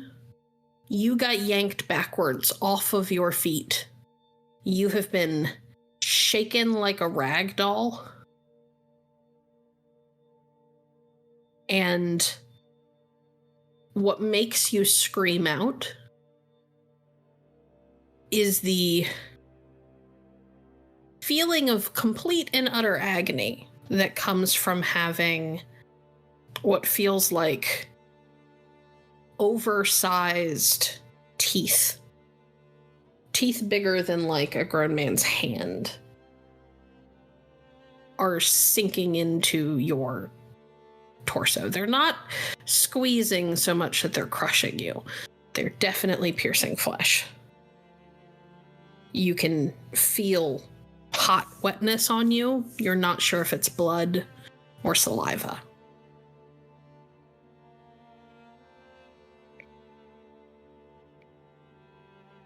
And you're shaken again, and then sort of let go, and you tumble out onto the street and come just into the line of view of the other 4 as they turn to run back towards you.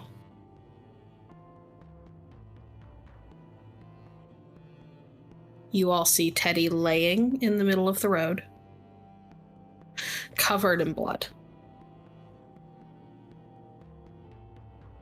Alive, but visibly gasping for air. And there is something large and dark, like a shadow, coming out of the mist on the opposite side of him. And you can hear that low, rumbling, half growl, half chuckle that you heard before.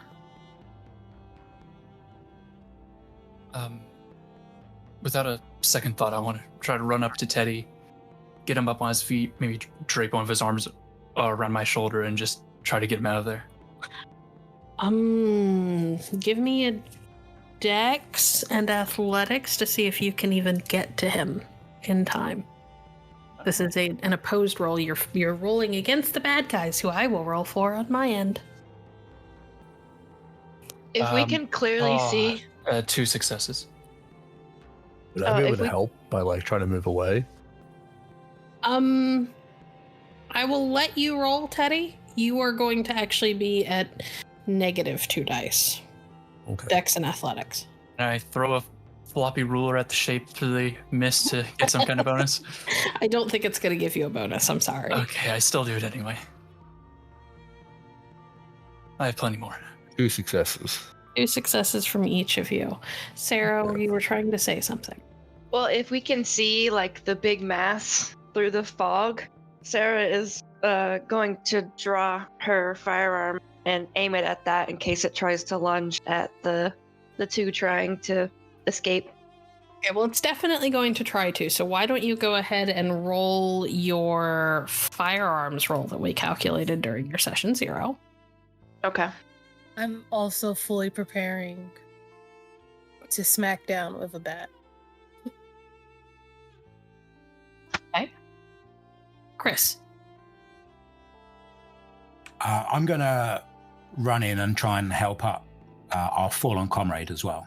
Make it easier. Grab him on the other side. Okay. Make a dex and athletics, please. With the bonus die? Yes.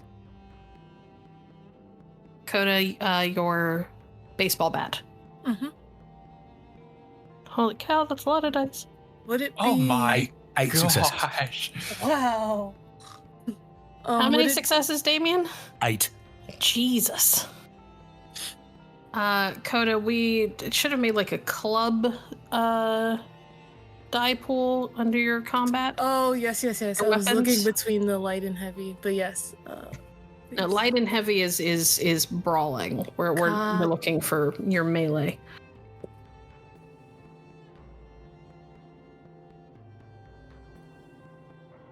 Uh, 5 successes.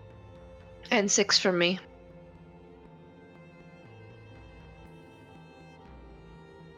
Okay. Holy cow, guys. All right. I'm gonna need Coda and Sarah to roll your damage. Do not get extra dice. You do get extra dice to damage. I'm sorry. You both hit, is what I'm saying. So now roll your damage. Gotcha. And you get your extra 3 dice. Damage is what again? It would be that top column that's the weapon that says 3 plus 3B. Yes. Okay. Not bad, Sarah. Oh, and that's lethal. Yep, gotcha. Okay. How do I roll damage again? Did you not write down your calculations? I did. At the bottom, I have the strength plus dex divided by 2 plus skill, so on and so forth. Do I roll that again? No, you would roll your... Goodness, this is why we did this ahead of time. I'm so sorry, guys. You're gonna roll your strength and melee plus your plus... I guess it would be technically plus 6. 3 from the bat, and then 3 from... Oh, okay. So then, yeah, all right. It's not with all of the extra stuff added on. Okay, gotcha. I think that's what we'll call it for now. I'll go through and look again.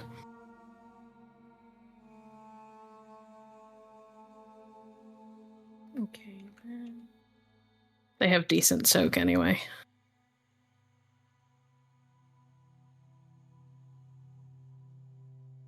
All right, so that's 3. Yeah. Okay, here's what happens. You guys have basically a split second to try and pull this off and get away. Because you can hear and see other similarly large and imposing shadows coming up out of the mist behind the one that got Teddy. Oliver and Kris run over and haul Teddy, who is bleeding and struggling to breathe, to his feet.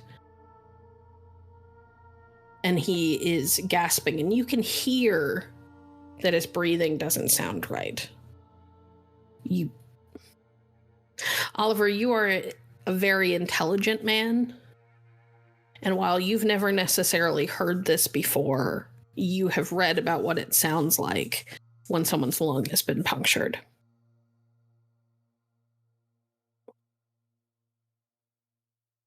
There's no time to Meanwhile, think about that for now. I'm just gonna try to put pressure on the wound and continue pulling him away. Meanwhile, Sarah pulls a gun out from under her jacket. This quiet, unassuming, scholarly-looking woman pulls a gun out from underneath of her jacket and fires off a single shot. At the same time that Coda lets out a battle cry and hauls off with her bat. You hear Coda's bat make purchase with whatever it is that's in that mist. Coda, you are close enough that you see a deep amber eye staring back at you. Impossibly too big. You study animals. There are no wolves in the world this big. And you could swear that as your bat connects with it, that it winks at you. And then Sarah's bullet impacts it on the opposite side of its face. It's too big, too intelligent, furry face. And you hear a yelp from the largest animal you've ever seen, of this type anyway. It's like a small elephant size. Really big. And it kind of rears back a little bit. And Sarah and Coda, because you are still facing it, you can see that one of its eyes is very visibly damaged, where Sarah's bullet impacted with the eye. And then you watch as its lips and jaw move. And it speaks. You're gonna need a bigger gun. And then it bolts forward. I need Oliver and Kris and Teddy with your let me ask this.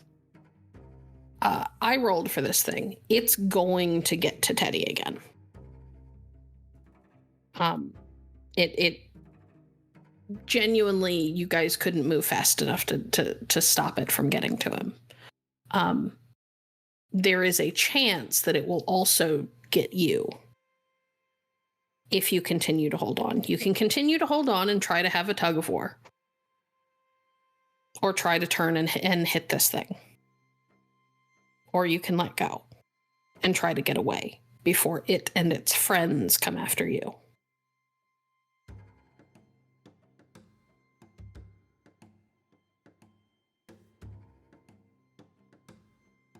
What would you like to do? I'm not leaving Teddy. So I'm going to attack the creature.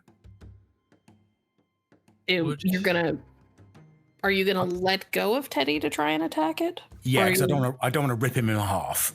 Okay. So yes. Okay. Oliver. Seeing Kris go to do that, does it look like it might be possible that if Kris lets go to attack, that he might be able to stop this thing from getting to Teddy before it gets here?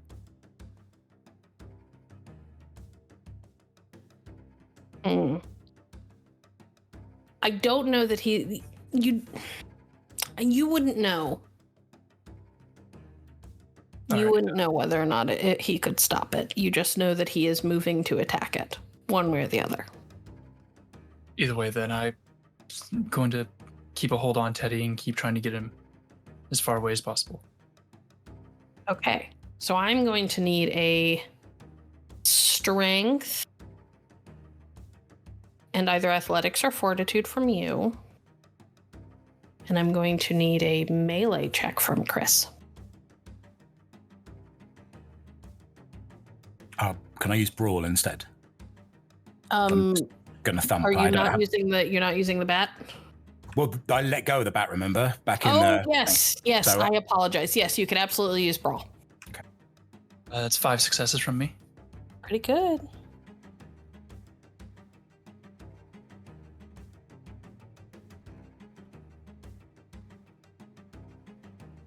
Wow, 1 success.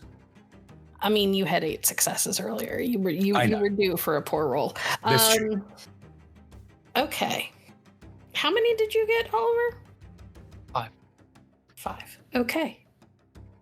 You you lock your arm around Teddy.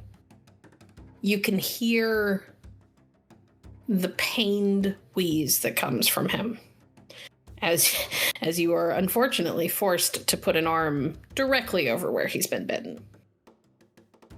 As we're moving along, could I also just kind of try to be talking to him to at least distract him? Just so I've been reading this very nice book recently. It's a Vonnegut. I was gifted it for Christmas by my parents, and well, it's leather bound, which I really enjoy. The gilded pages, and I believe it's Slaughterhouse 5, which weirdly I've never had the babbling at you about books while you feel like you're bleeding out. I don't think he feels like he's bleeding out. I think he is bleeding out. Well, I mean, possibly. Could also be drowning in his own blood. It's hard to tell. I'm going to give him my clipboard and just say, my phone's in that. Keep it. Just in case, please. We're going to get you out here, get you to a hospital. Don't worry. My mother's a doctor, actually. She talks about it on occasion. Punctured lungs actually are pretty survivable. 2/3 of people, I think. You... I don't think 2/3 of people are attacked by that. That's fucking wild. Okay. Let's not think about that right now. So here's what happens. Kris, you made your roll. You got 1. Oliver, you find strength you never knew you had. You're sort of bodying Teddy, because Teddy's legs are very quickly getting more and more difficult for him to move on his own as he is losing blood rapidly. Kris, you turn and your fist impacts with what you realize belatedly is the biggest fuck off wolf you've ever seen. It looks like something out of a movie. It's that big. It's the size of a car. It is ineffectual. Like, I'm not even going to have you roll damage. No, that's fine. You hit it. I regret but it doesn't do anything. It barely seems to register that you're there at first. It is dead set on Teddy and Oliver, who is trying to pull him away, and you could hear Oliver babbling about books, of all things. And then all of you, Teddy included, hear another howl, except this one isn't in the distance. It's steps away. It's just beyond the edge of the mist. And you can hear snarls and growls. And you can hear them moving like they are trying to spread out to either side of you.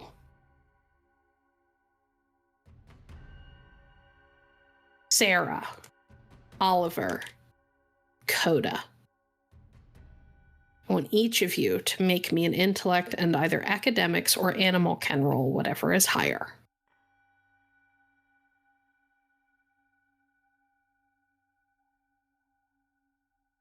Eddie, you could too as well. I apologize. That's fun. What would I be rolling, sorry? Academics or animal ken and intellect. Ooh, okay.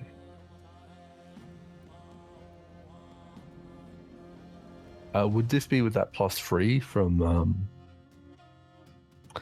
whatever? I'll give you +3 on this one roll. Anything physical, you're going to be at negatives. Yeah, that's fair. I forgot the +3. You can roll another 3 dice. That's a 6 from me. 5 from me. 3 for me. How many? 3. I got And 4. 4. 4, 5, 6. Coda, you're angry and kind of focused on trying to keep a different one that came up behind you. Once you realized you spun to try and keep it in your sights. So you're not super focused on what the others are doing. This is the closest one to you. This is the new thread. Who got the 4, 5, and 6? Okay. Here's what you realize. The 4 and the 5, whoever got those, you are being surrounded. This is pack tactics. They're wolves. And there are more of them than there are of you. Whoever got the 6, I think that was Sarah? No, that was me. Oliver, I apologize. By your very quick mental math, the way that this is going, you've got seconds at best to get away if you're going to, and you're probably not going to be able to do it with dead weight.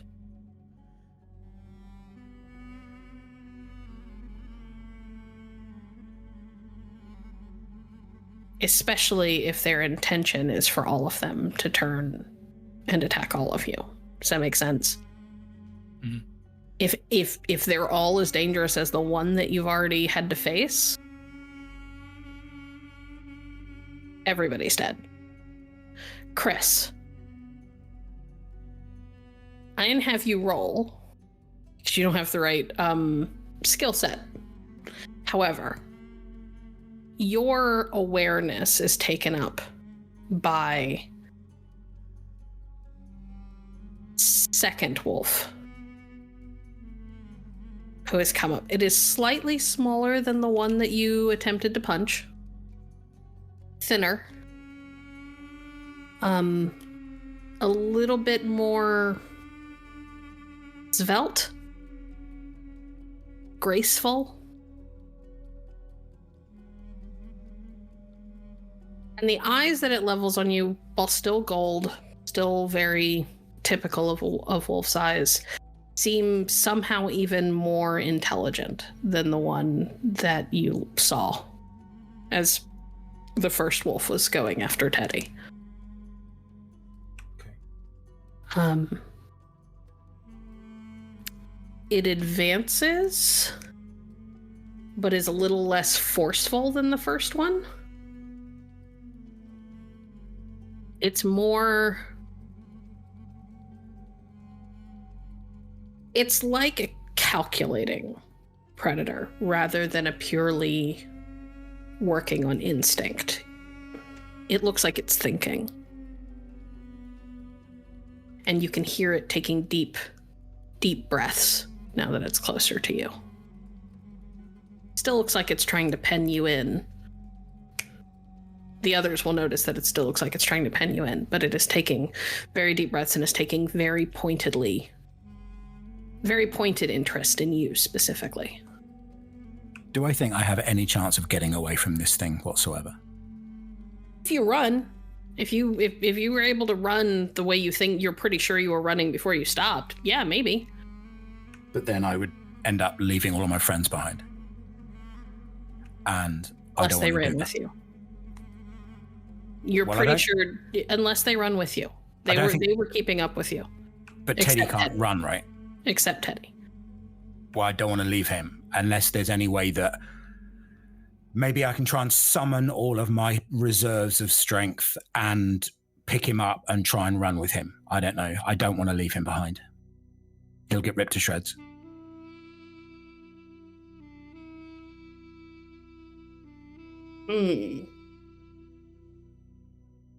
Here's what I want from you. I'm going to give you the opportunity to create a stunt. A 3-die stunt, so an extra 3 dice on top of the 3 that you've already got. Okay. If you can give me that pointedly, emotionally impactful movie moment where your character steals himself and gets that resolve together, that you are going to save this person, even if it means you go down with him trying.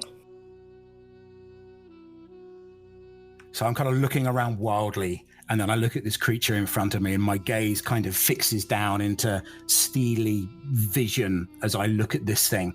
And with an absolute kind of like, "Rah!" cry, I'm going to grab Teddy, and then I'm going to, with my left arm immediately, and with my right foot, I'm going to kick this creature in the chest, not to do damage, but as like a jump-off point to give me the extra motion and impetus to spring away with Teddy and continue running.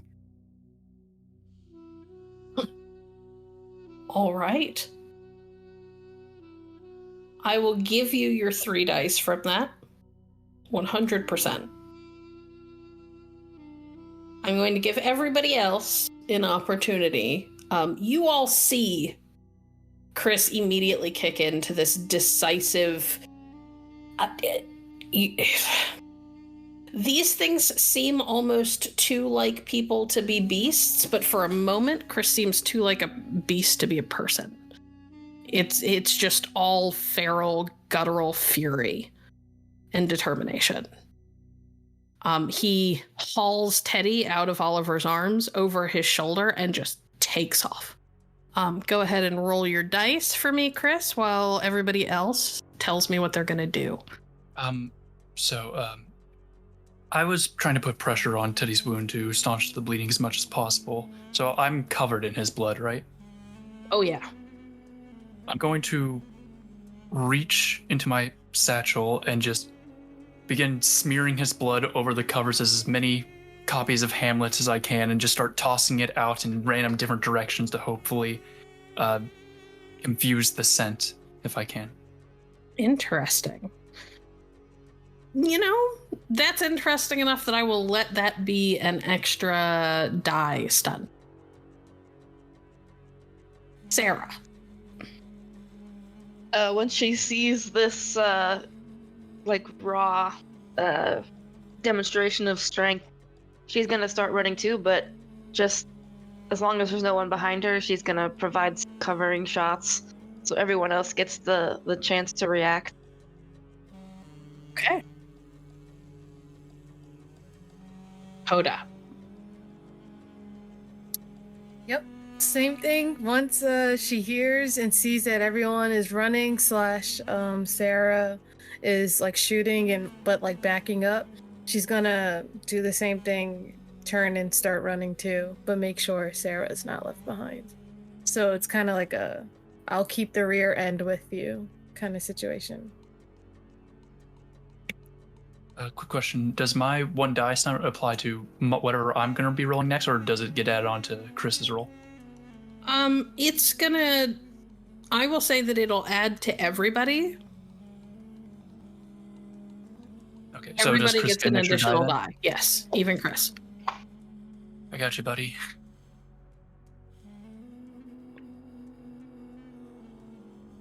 Kris, how Never mind, many... no, I don't. How many... I got 7. 7. 7's really fucking good. Okay. Sarah, I would like Dex and Athletics with your additional... So you should have an additional 4 dice between the 3 that you got and the 1 that Oliver gave you. Oliver, I would like the same. Actually, Oliver, I will allow you to make this an Intelligence and Athletics roll. Oh, wonderful. 2. Good lord. Okay. Coda, Strength and Athletics. Okay. 3.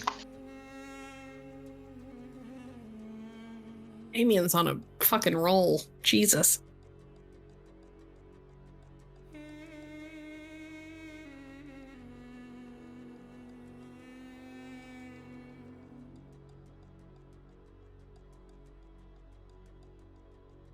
That's 2, 3, 4, 5, 7. We have 2 7s, huh?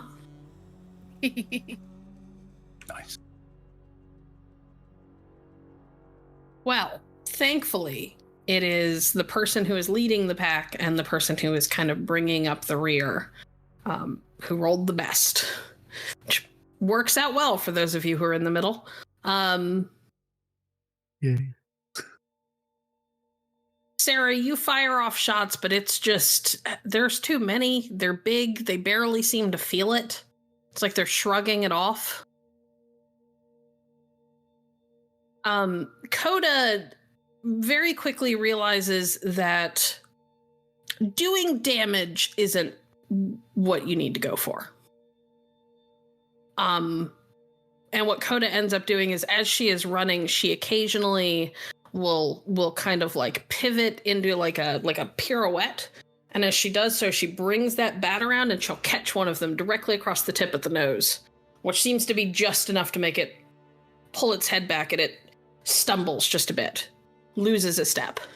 It's not much, but it gives you an ever-growing lead as you go. Kris is carrying Teddy like it's nobody's business. Kris, you've always been strong. You're a big guy. You work out, you lift. Yeah. You've never done anything like this. And you all realize as you are hauling ass through the streets of Baltimore, out of this seeming ghost town of a neighborhood that you've been stranded in with these wolves, and you're headed towards what you hope are more populated areas. Kris is the first one to do the physically impossible thing before you all realize that you are able to do very similar.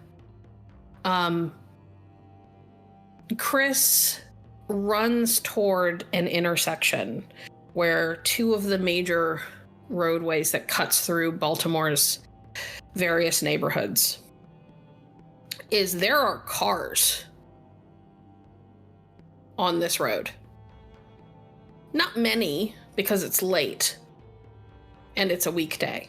But as you are running ahead, Kris spots a semi. Kris, you don't know what inspires you to do it. You don't know why you would ever consider that it works, but there is just this steely determination in your gut. And you bolt towards the semi that is driving down the road. You know it can't see you. You know it's too dark, and you're in all black. Whoever is driving's not going to see you. This is either going to go really well or really poorly. And you run and run and run, and at the last minute, you plant your right foot and you launch all of your weight off of it. And before you realize that you have jumped as high and as far as you have, you land on top of the semi. And you look back in time for the others to be doing the same. Everybody just follows suit without thinking about it. Oliver lands and then kind of immediately starts to scramble and kind of has to just drop himself onto his belly to keep from falling off.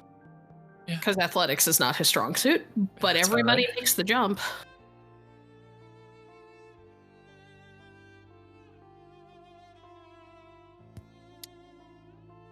Holy shit. That happened. Teddy.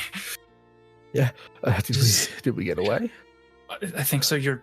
His lungs punctured. We need to get him to a hospital, or do we know where we are in the city right now? You are somewhere outside of the Middle East. John, everybody could make me an intelligence and awareness roll. All right.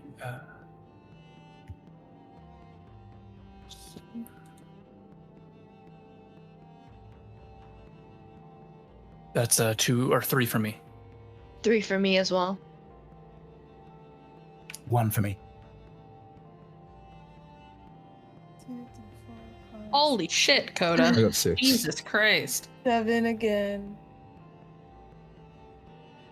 Yeah. Oh, I forgot 3 dice. You forgot? Oh, okay. I thought that was Coda. I was like, you forgot? No. 5 for me. Are we still adding 3 dice to this? Yes. Okay.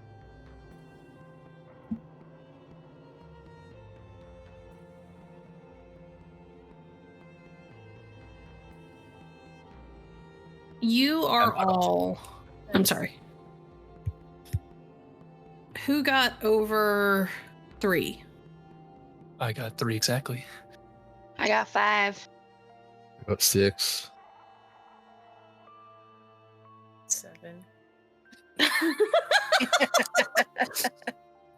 Okay. You all. This is me going. It's been a long time since I've been to this part of Baltimore. So I'm having to look at a map. I apologize. You all are on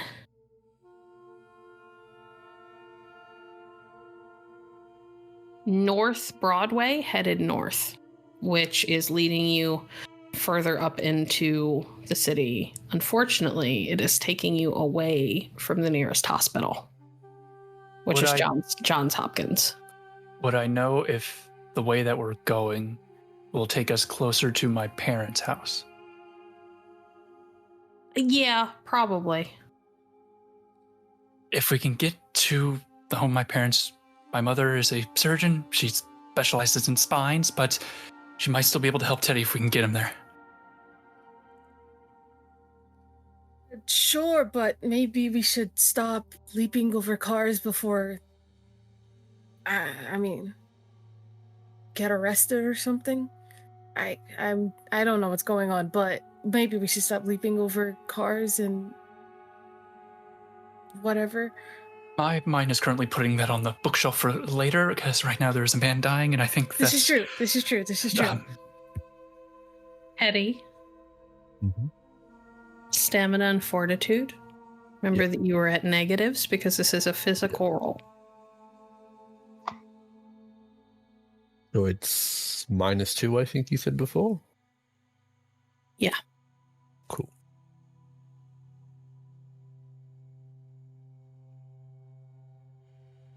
Oh. 2 1s. Oh, sweetheart. Oh, no. Yikes.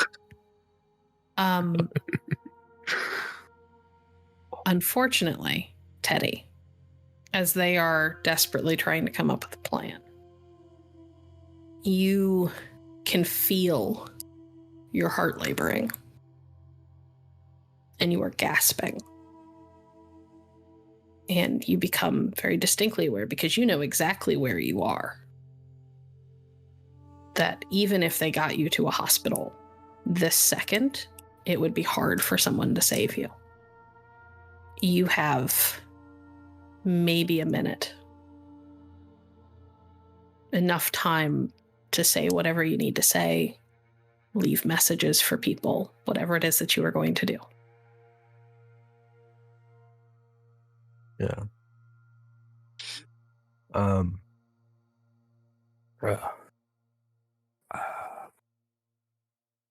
gave the clipboard to Oliver. I would tell Oliver the password to the phone is 1219845. I need you to leave a message, just a text message to Dolores. It's got a heart next to her name. Just tell her I love her, and that's it. And tell the babysitter she can drink any alcohol she wants. No, Teddy, we're gonna get you to my mother. She's gonna make you fine. It's going to be. You're gonna be okay. Mm-hmm. I'm gonna be okay. I'm going wherever I'm going. I'm gonna be fine, right? You're gonna be fine, but I'll send the message. Like I said, 1219845. 121-19845. 1219845. 9845. Yeah. Okay. I'm gonna take the phone, shakily, try to not get blood on the screen, and do what he tells me. Send the messages. Do what he wants. Sarah's gonna offer Teddy her hand and sit next to him. Teddy will take your hand, yeah. Buddy, you got this. We can get you through. Come on. Mm-hmm. Yeah, let's go. Coda's like praying like to any and every god she possibly can. She's like, I'll stop smoking. I'll stop drinking. I'll do everything under the sun. Please save him while we're going. Can I make a roll for the logical part of my mind, tell if it's basically over for him? You can make me an intelligence and a medicine roll. Is medicine its own skill, or is it part of It is its science? own skill, yes. Up there it is, I see it. It's going to be 8.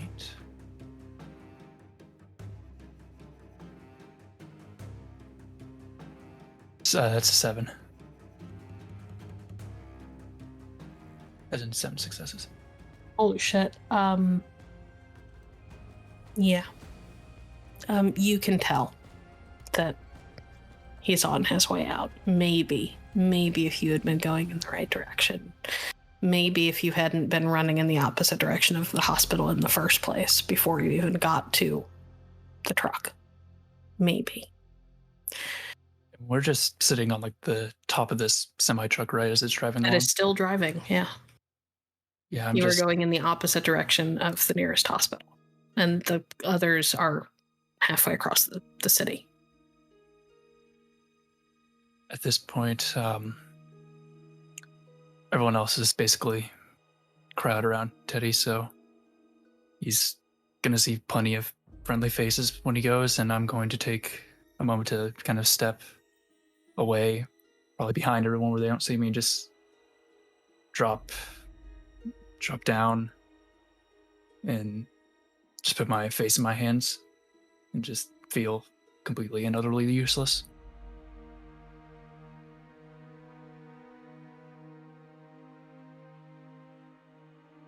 As you all are there with Teddy, and Teddy is laying on the top of this truck as it is going along the road.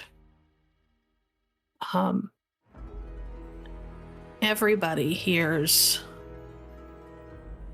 a very out of place sound.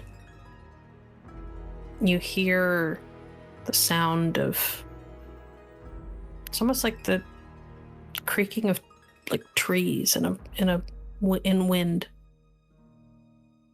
or maybe like a floorboard, an old floorboard that creaks when you step on it.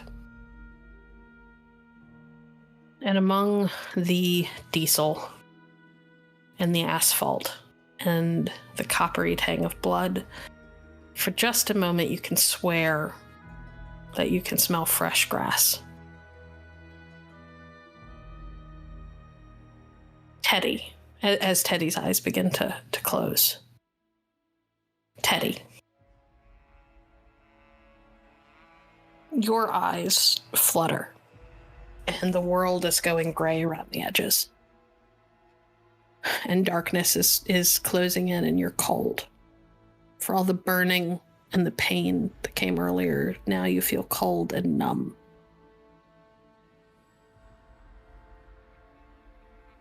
And your eyes start to flutter, and as they do, you could swear you're not on top of the truck anymore. You're somewhere else. You're standing on what looks like the top of a high rolling hill. No, not a hill. You turn your head and you look, and you realize that it's a cliff. And the sky lightens around you, like dawn is breaking. And it's painted in glorious dawn colors, pinks and purples and oranges, and robin's egg blue. And you can feel grass and clover under your bare feet. There's no pain. And there's a woman standing in front of you. She is fair-skinned, with long, riotous red curls. Her cheekbones are dotted with freckles.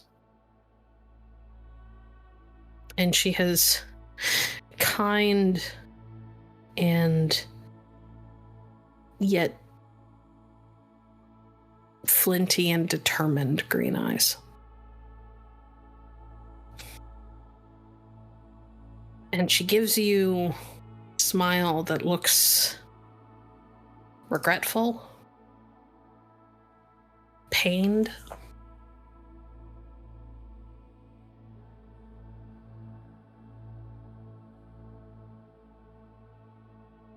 I'm so sorry. This isn't what I wanted for you.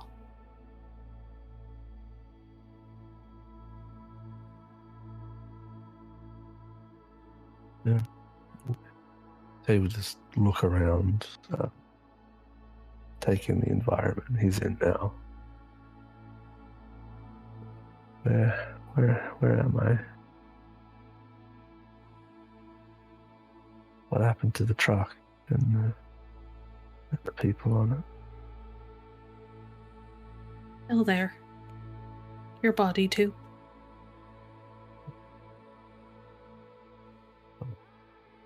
Dead?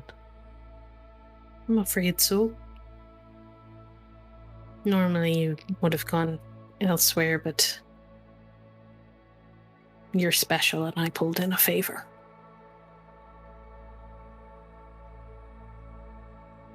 That's my luck then. Well, I mean, if you'd rather go straight to the underworld, I suppose that can be arranged, but I thought this might be a better place to wake up.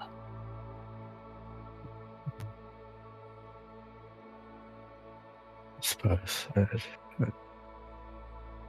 just want to be with my wife now.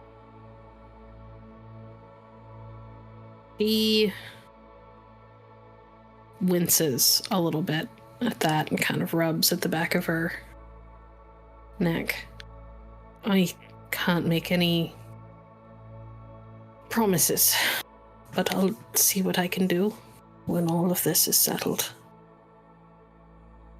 I'd have to figure out where she went. What do you mean, where? Isn't there just, one place? No, Heaven, hell? no, there's a great many places. Great Well, many shit. places, both beautiful and terrible.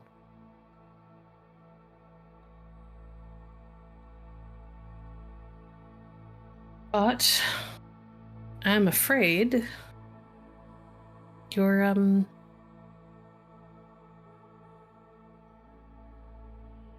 your story is both at an end and a whole new beginning.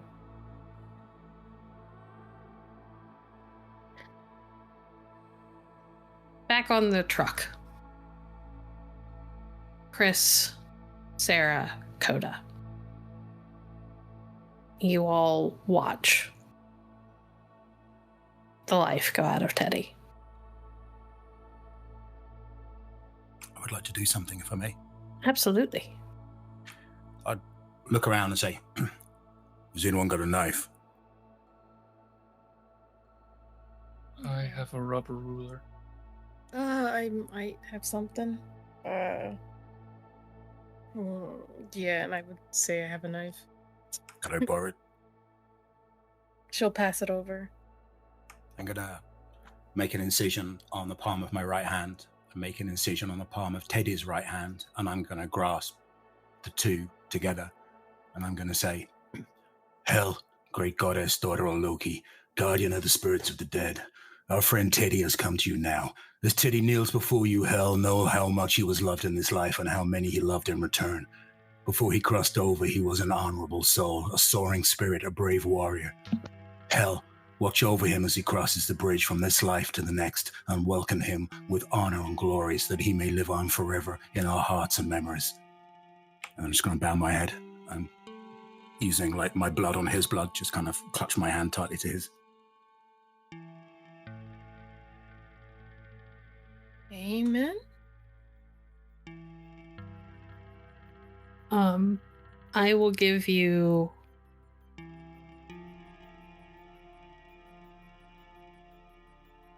2 extra dice for any roll. 1 time for the remainder of the session. For that. That was very good.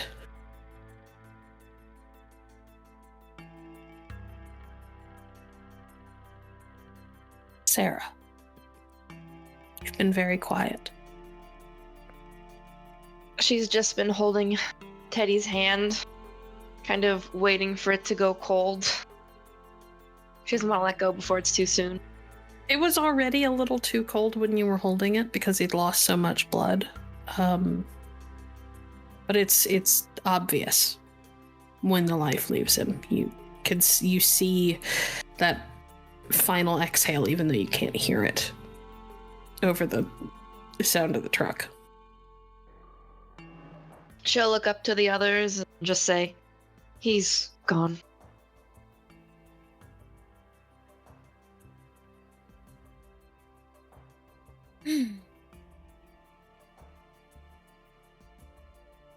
So what now? Do we go to a police station, or what do we do with a body? Like what was hunting us? How do we prove that we didn't just off this guy? What was chasing us? How? She's just gonna start getting her joint out and like getting ready to smoke it, but her hands like shaking while she's trying to like light the joint. What do we do now? Well, I think first things first, we all need to get somewhere safe so we can find the answers to the questions that you're rightly asking. I think my apartment's nearby.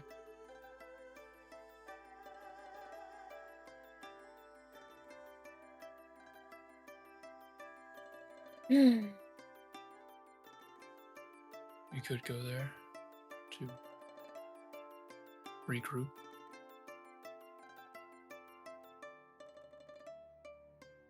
Yeah. Sarah will look over at Kris. Are you able to carry him down? I don't want to just leave him here.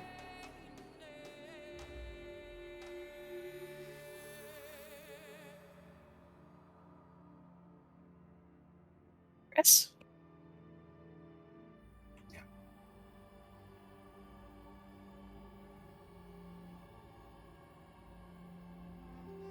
Are you able to carry him down? I don't want to just leave him here.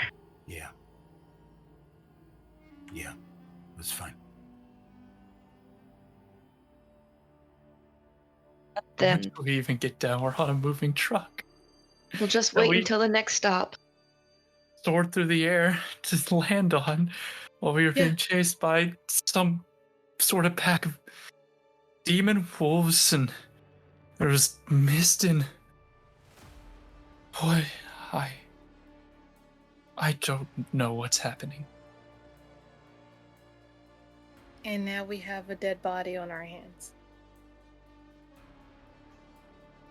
The best option would be to leave him at a hospital to be declared dead and have his emergency contacts told immediately, but I don't know if we have that option currently.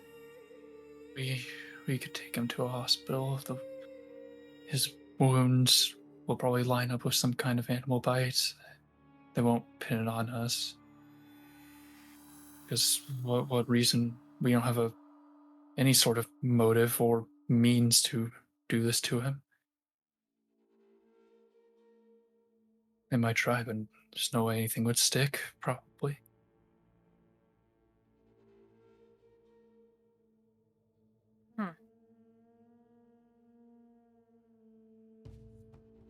Goodness.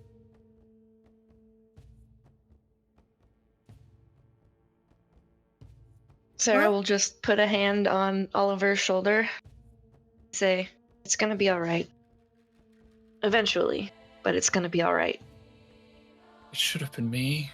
It should have gotten me instead. He had a wife, kid. I don't have anything. Nothing would change if I was gone. Now that he's gone, a child's life is changed forever. It will never be the same for her. If I was gone. Mr. Bright, nothing now's not the changes. time for this. When I is need you to that? focus. If anything, I think it's the perfect time. Truck's not stopping anytime soon. Doesn't look like it.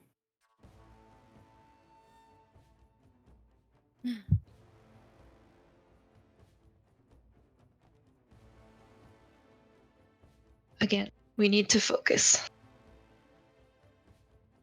I'm not saying that we don't have a right to grieve, but just not right now. Question. Are any of us still glowing? The glow has subsided. Okay.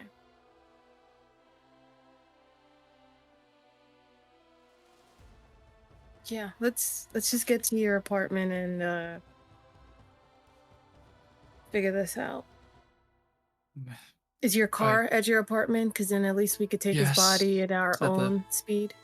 It's at the apartment complex. We might want to take his body first before going or taking his corpse to a place where I live. If we do that, then they may have some means to pin things on us, because why are we dragging a corpse around if we should have just taken it to the hospital first?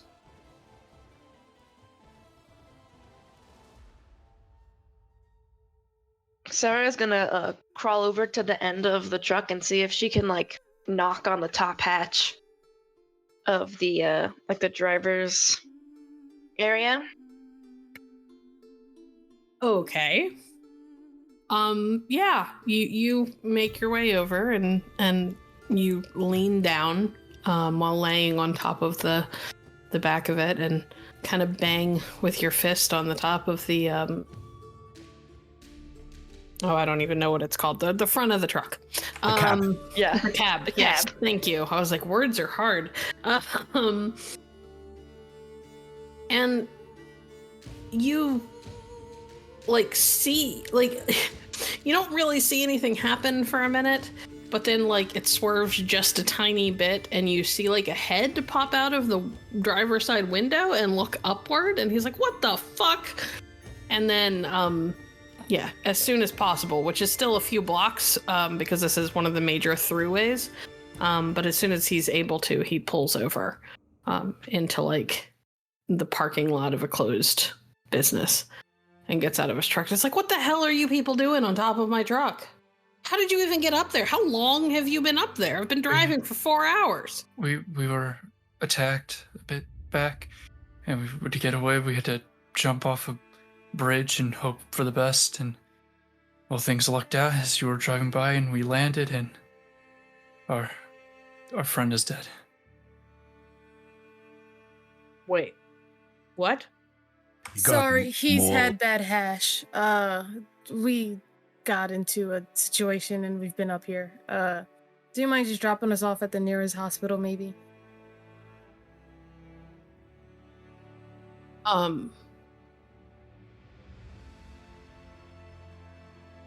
You have a I'll- dead body. What? I'll pull out some money, like $100, and go, dude, here's $100.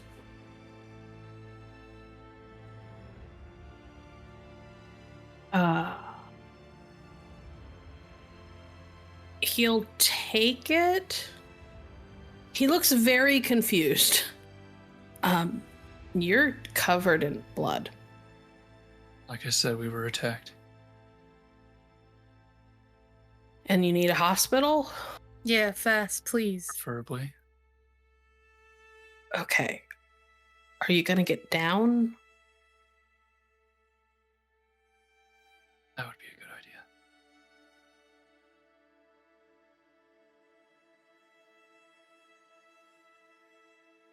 He sort of stares at you well. Coda will get down. Do you mind if I smoke in here? Yes. You do mind, or you don't? Yes, I mind. Okay. And she'll put it out again. on the side of the car and then get into the car.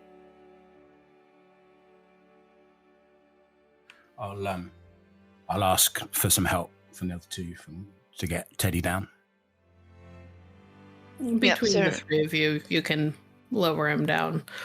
The driver looks very spooked by the presence of a dead body. But lets you all up into the cab. And then gets in and heads for the nearest hospital. While we're doing that, can I do something? I'd like to reach into my satchel once again, pull out a pen, yet another copy of Hamlet, and probably starting to run low at this point, and just kind of rip off the back cover and just write on it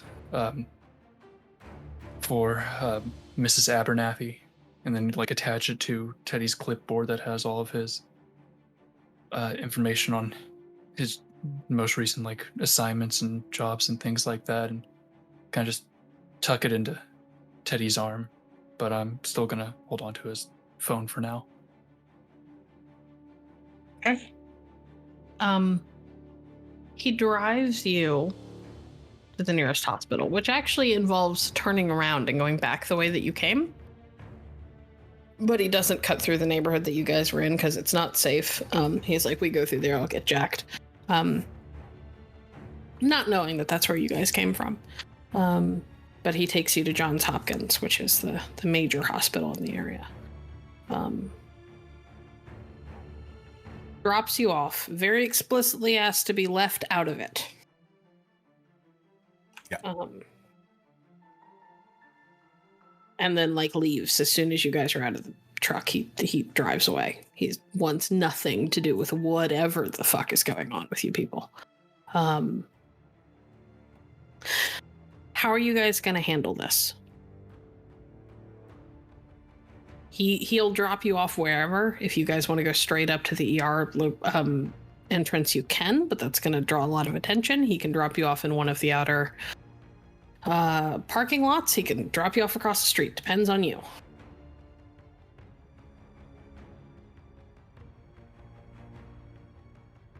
Sarah says the ER. People are gonna notice a corpse either way. I think the ER is fine. Yeah. Okay.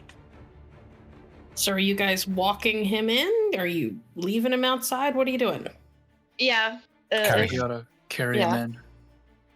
Okay. Yeah, Coda's gonna walk a little bit at a distance in the back of the group. I'll carry him in. Perfect. In case when they call the police and we are pinned as suspects, I know a good lawyer.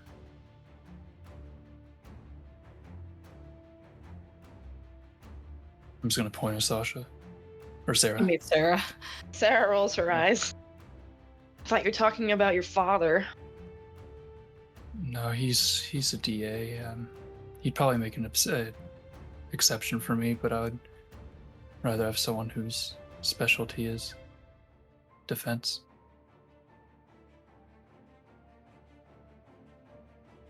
Well, you all carry carry Teddy in. There is a flurry of activity as people, nurses rush over, they get him onto a gurney, they wheel him away. You know that he's dead. You know that there's probably nothing that they can do for him, but they have to try. And only a doctor can call it. So they wheel him off to one of the ORs, and security at the hospital kind of corners you guys and, starts getting information. You're 99.9% certain that a call to the cops has already happened. Are you guys going to try to leave, or are you going to stay here? Other than not letting anyone talk to any security or make any statements to them, Sarah's just gonna follow the lead of the others. I'm going to follow the lead of Sarah because she's Yeah. That's what Coda was gonna do. She's listening to whatever Sarah tells Miss her Counsel, to what do you think we should do? do. We should stay. If we flee from the police, then it won't look good for us. And, well, we've done nothing wrong. It was just a dog attack gone wrong. She says, looking at all of them with, like, the, you guys know what I'm saying, right? Eyes. I'm gonna reach into my coat pocket and just shakily pull out my wallet and just hand Sarah a $1. You officially represent me now. That... Okay. While we wait, can I also just kind of go into a semi-secluded corner, unlock Teddy's phone, consider transferring, or not transferring, but putting his wife's number into my own phone and then calling her. Decide it's probably not the best to do that before giving a statement to the police, or maybe even after, and then change my mind and go back to the group. I have to ask Swifty a question. Yeah. Do you have pictures for your contacts? Like, do you have photos assigned to the contact cards? Yes. Teddy would, but only for like 4 people, like his mum, dad, and then like his daughter, and like that's basically kind of it. Okay. Oliver Probably is still got his wife's number on there though. So. Oliver is, as you open up the phone, you get the wife's number, and picture.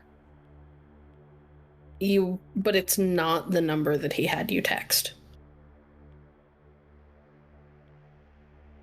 You realize now that you actually have a chance to look at it that the number that he had you text was his daughter's. I'm just gonna kind of put my hand up onto the wall for support. Just with my free hand, just put it in my face, or put my face in it, and take a moment to breathe before going over to the others.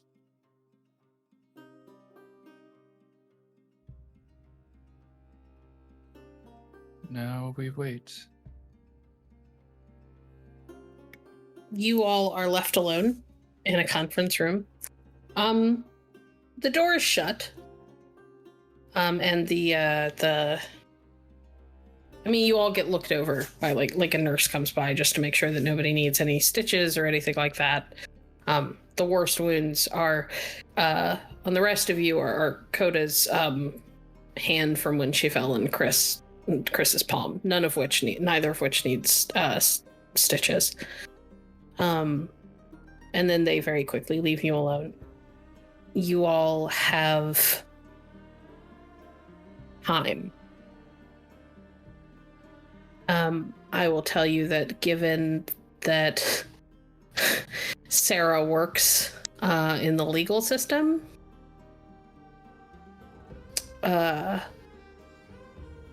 Baltimore doesn't have great response times when people are still alive and need help. So you've got a hot minute before they show up for you. So you all are basically locked into a conference room. You can tell that the security guard is outside, but the door is shut. And the blinds on the windows have been closed. Oh, we should probably iron out the exact story, because I don't know if exactly what happened will be all that believable. What did we all see? I saw a large, too bright moon that seemed to change, and I heard a howl, and I think a laugh. Then I started running, and I found you, and that's when stuff happened to our car, or your car, and then we were all running, And there was the wolves. They got Teddy, and yeah, well, I don't know. I If it saw was them just me, I too. wouldn't even know if I was sane. Well, I saw all of that too, but the part that bothered me the most was that all of the houses I saw, their windows were dark on a Monday afternoon, Yeah. Evening. It's nighttime. evening. Yeah. There's this Even my thing- nosy neighbor didn't hear or see anything from her. It's all that mist. And I mean, we hit it really good, Sarah also shot it, but the It didn't seem creature- affected. No, it even winked at us and said, what was it? We're gonna need a bigger gun. I thought I was bugging, but if more than one person saw it, and a wolf spoke to us, winked at us, and said we needed a bigger gun.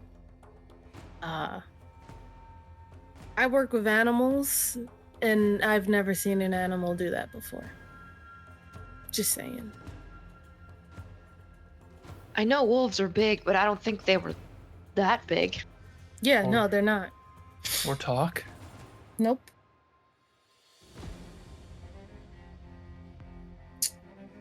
Yeah. So, what's the story we're going with?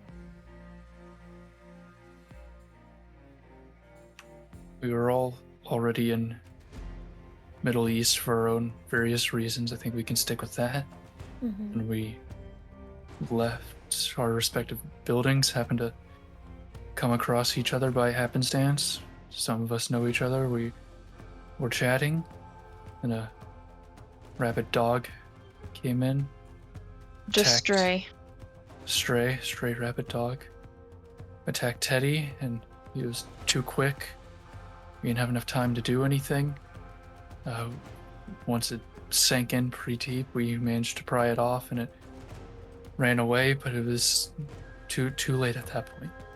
We got him here as quick as we could, but he was already bleeding pretty bad.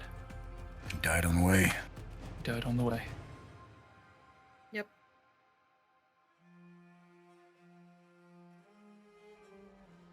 All right, let's practice a few more times before the police. And she'll kind of help coach everyone through. Just like answering all the questions and not giving up too much information and all of the kind of basics of, well, not being arrested for being crazy at this point.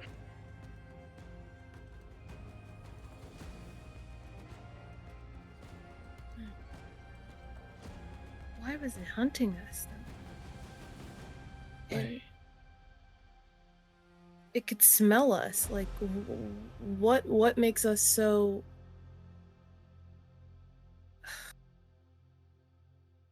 So one of them tried to break in through the kitchen door of the house I was in, and it called me a godling.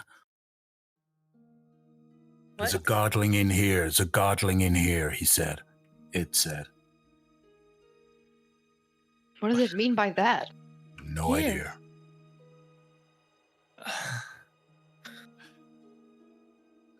It's like I don't even know the Iliad or something. The what? The Iliad. It's a Greek epic. It's a lot of stories in it. You probably know about it from the Trojan War, things like that. Achilles, Hector, Paris, all that. I looked over it once or twice. I spark notes. Everything. I know. I've read your essays. This is kind of closer to the Volsung. This is not Iliad. This is like Volsung. This is wearing the bear skin, you know.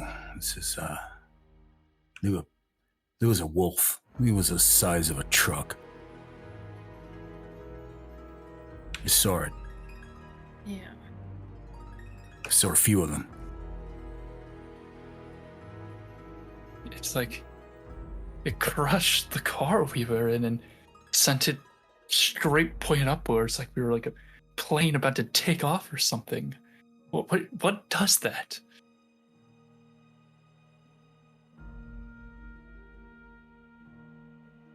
I hate to be cliche, but the only thing that comes to my mind is a werewolf. That's what I was going to say. But we can't even rule it out. Look at what we just went through. And besides just talking about the things that was attacking us, I'm sorry.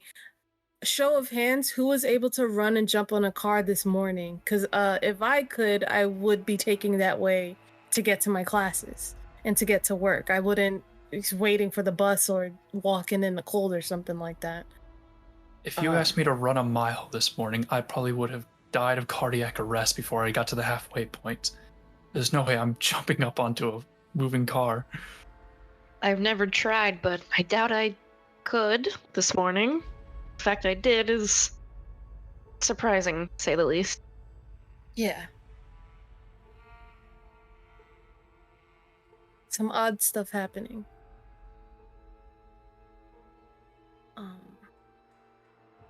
But why us? Why us? Wrong place, wrong time.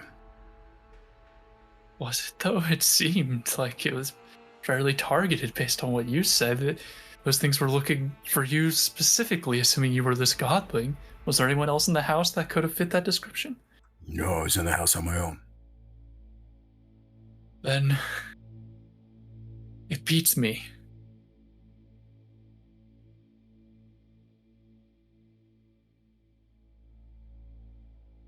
Or trying to think if there's anything that we all have. Are you all from Baltimore too? Or are you just... No. Well, I mean, I know... Wait, No, I'm from Sweden. Oh. Sweden? What are you doing out here in butt crack Baltimore? My dad works for IKEA. What can I say? Gotcha. I have one of their desks in my apartment. I'm sorry. Don't be, it was cheap. You're right. Just like my dad. Huh. I can't even talk about parents. I don't have any.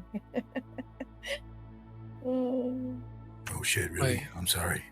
No, No, wait, it's fine. wait, It's fine. It's for the good, for the best. Wait, yeah, Miss Massaquoi, you don't have any parents. I remember when you were taking my class, this came a bit, you were in the system, right? Yeah, I used it in my college essay. Miss, you said your dad is cheap, right? I don't think I caught your name ever. Mr. Godling. Oh, me? Sorry, Kris Strom. Kris, pleasure. Like hold on, I'll get back to band you. Strom? Yeah.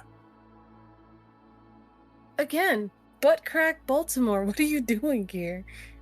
Sorry. We're recording an album. Oh. Okay. Were. Miss Baxter, what can you tell me about your parents? I don't know much about mine either. I was adopted when I was 7. I was adopted when I was 6. Mr. Strom, is your father your biological father? It's just Kris. Just call me Kris. It's fine. Yeah, and yeah, as far as I'm aware. All right, Mr. Kris. What about your mother? Do you know anything about your mother? Yeah, she's my mom. As far as I'm concerned, they didn't tell me that I was adopted. As far as I'm aware, I'm the child. So, you trying to say we're all related or something? Like, we're all cousins? No. What he said sort of puts a wrench in my theory. Originally, I thought maybe it had something to do with our parentage being a bit cloudy, but if Mr. Kris knows both his parents, that complicates the matter. It's just Kris, dude. Just call me Kris. Not Mr. Kris. It's fine. You can keep telling me to. It's not going to happen. I'm sorry. Okay. I'm in shock right now. Yeah, he's stubborn like that. I remember. I mean, well, you're not my teacher anymore, so it doesn't matter. Well, 3 out of 4 of us being system pointed. Quite the coincidence. No matter the case. And we don't know about, the guy that got ganked.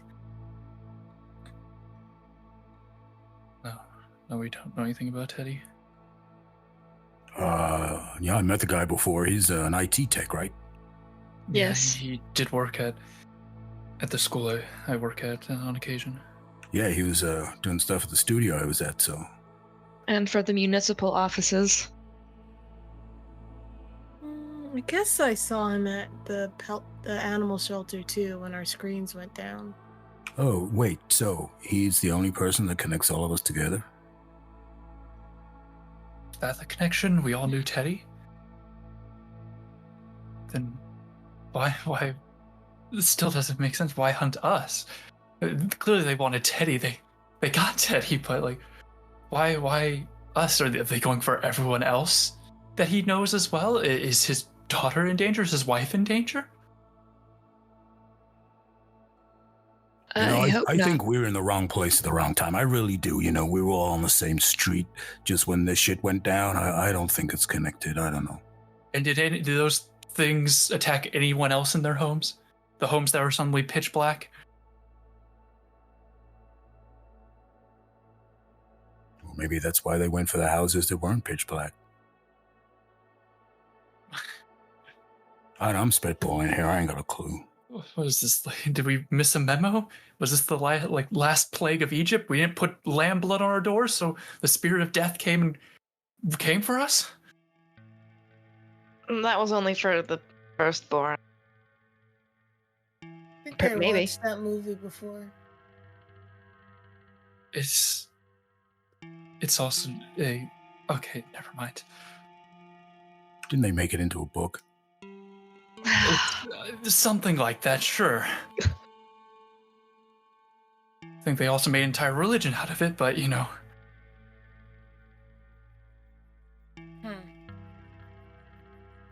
think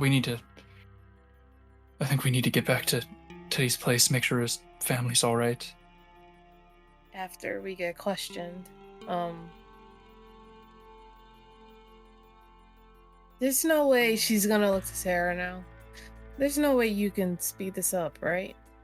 Aren't you in the system? I mean, I guess you too, Mr. B. Aren't y'all in the system or something? Like, government stuff? Father who's a DA, I could call him, but that would require more explaining. I might be able to get some friendlier faces over here sooner, but it's a long shot. Especially after dark. Yeah, I don't know. I have class in the morning and I can't have this on my record. I don't know. And we have to figure out about this Teddy's guy's family and maybe not get hunted and sniffed down by giant wolves again. And I don't like just sitting here in a room. This isn't safe. What if those things come back? They could smell us. So now we'll just be sitting in a room. What if they take out other people? Like, how do we know they haven't? Like, her hands are like shaking already. now. She's gonna start pacing around the room. We need to move quick. Teddy's family could have already been in danger. Every second we wait here is the second they might be dead.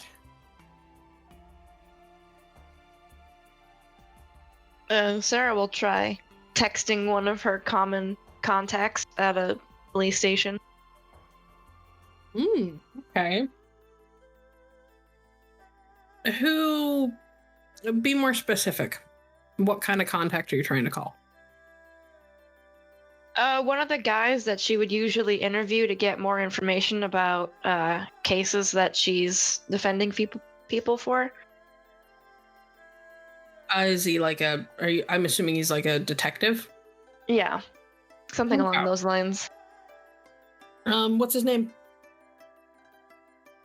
Derek Johnson. Okay. You pull out your phone and you dial up Detective Johnson. It's a little late.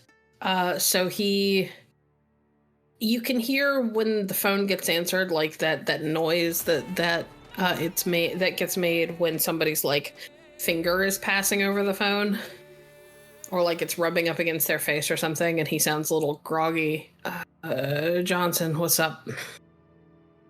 I'm in a little bit of a pinch right now with some others, waiting to give a statement for the police. It's been quite a bit, been no response from anyone. Wondering if you would be able to get someone down to the hospital to talk to us. Whoa. Why? Hold on. Sorry, I was asleep. Why do you need someone to come talk to you?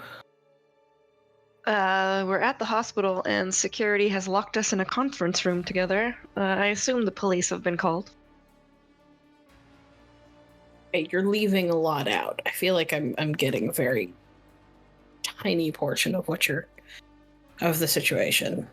Somebody died in my presence, and I was one of the people who brought him to the hospital for emergency care. Okay. Well, if he's already dead, that's probably why they're not rushing. He's already dead. You're not trying to leave. But I'll make some calls and see if I can speed things along. Thank you, Detective. That would be much appreciated. Yep.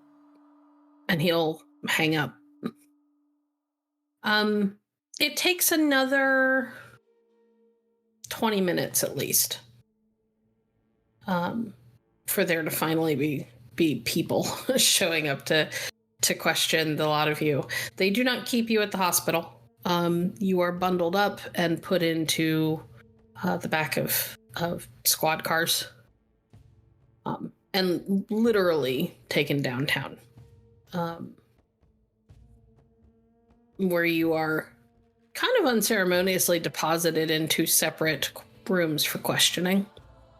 The cops seemed less than enthused about the fact that you guys were allowed to stay in a room together at the hospital. They're like, what kind of moron thought that was a good idea?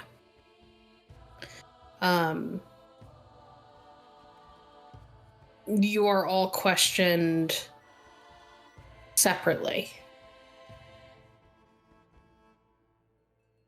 Would Sarah have made some calls to make sure that there were people there with them, or would you have given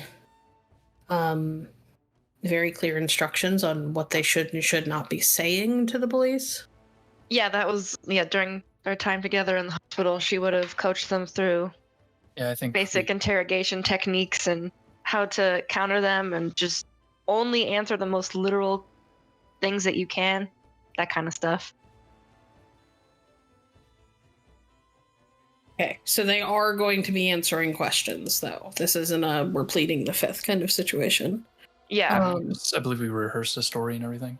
Okay. Mm-hmm. I'm just making sure. It's obvious that they don't super believe you. You get a lot of kind of derisive responses, kind of just a yeah, okay. Because it sounds unbelievable that a dog attack would have been like that, or that you guys would have managed to jump on top. To jump onto a moving vehicle? I don't think we're including that part. Oh, you didn't? No, just that he got attacked by a wild dog and died on the way to the hospital. Okay. My apologies. I had cat drama while you guys were working out your story. You all give them your story. They sound a little... They don't sound super like they believe you, but they also kind of don't have enough to hold you as of right now.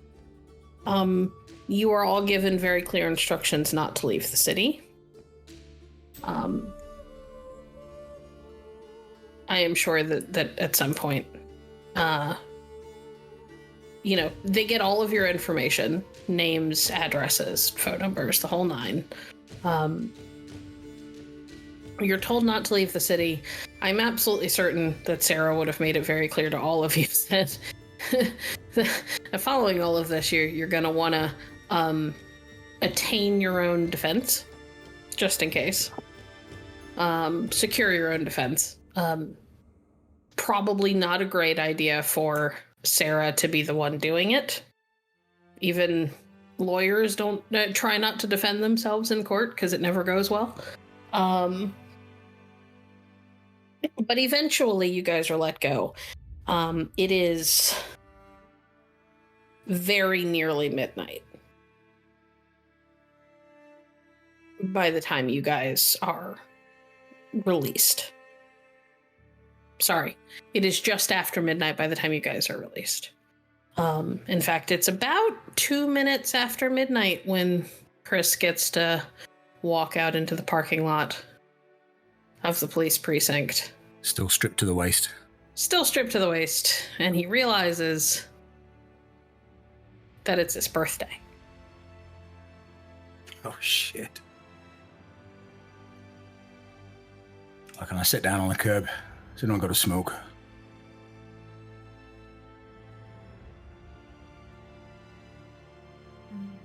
Sarah will pull out a completely fresh pack of Camel Crushes. Spend like the next 2 minutes packing the cigarettes and then open it and hand him one. Thank you. Well, this is not the most auspicious start to a birthday I had hoped. No, happy birthday. Thanks. Happy birthday. Yay. May you have many more. Not like this. I hope not. Yeah. What a crazy fucking year it's been. It's just started. In 2 weeks. Yeah. As you guys are sitting outside, kind of recovering, taking a moment to kind of breathe after the craziness that has unfolded this evening. A relatively nondescript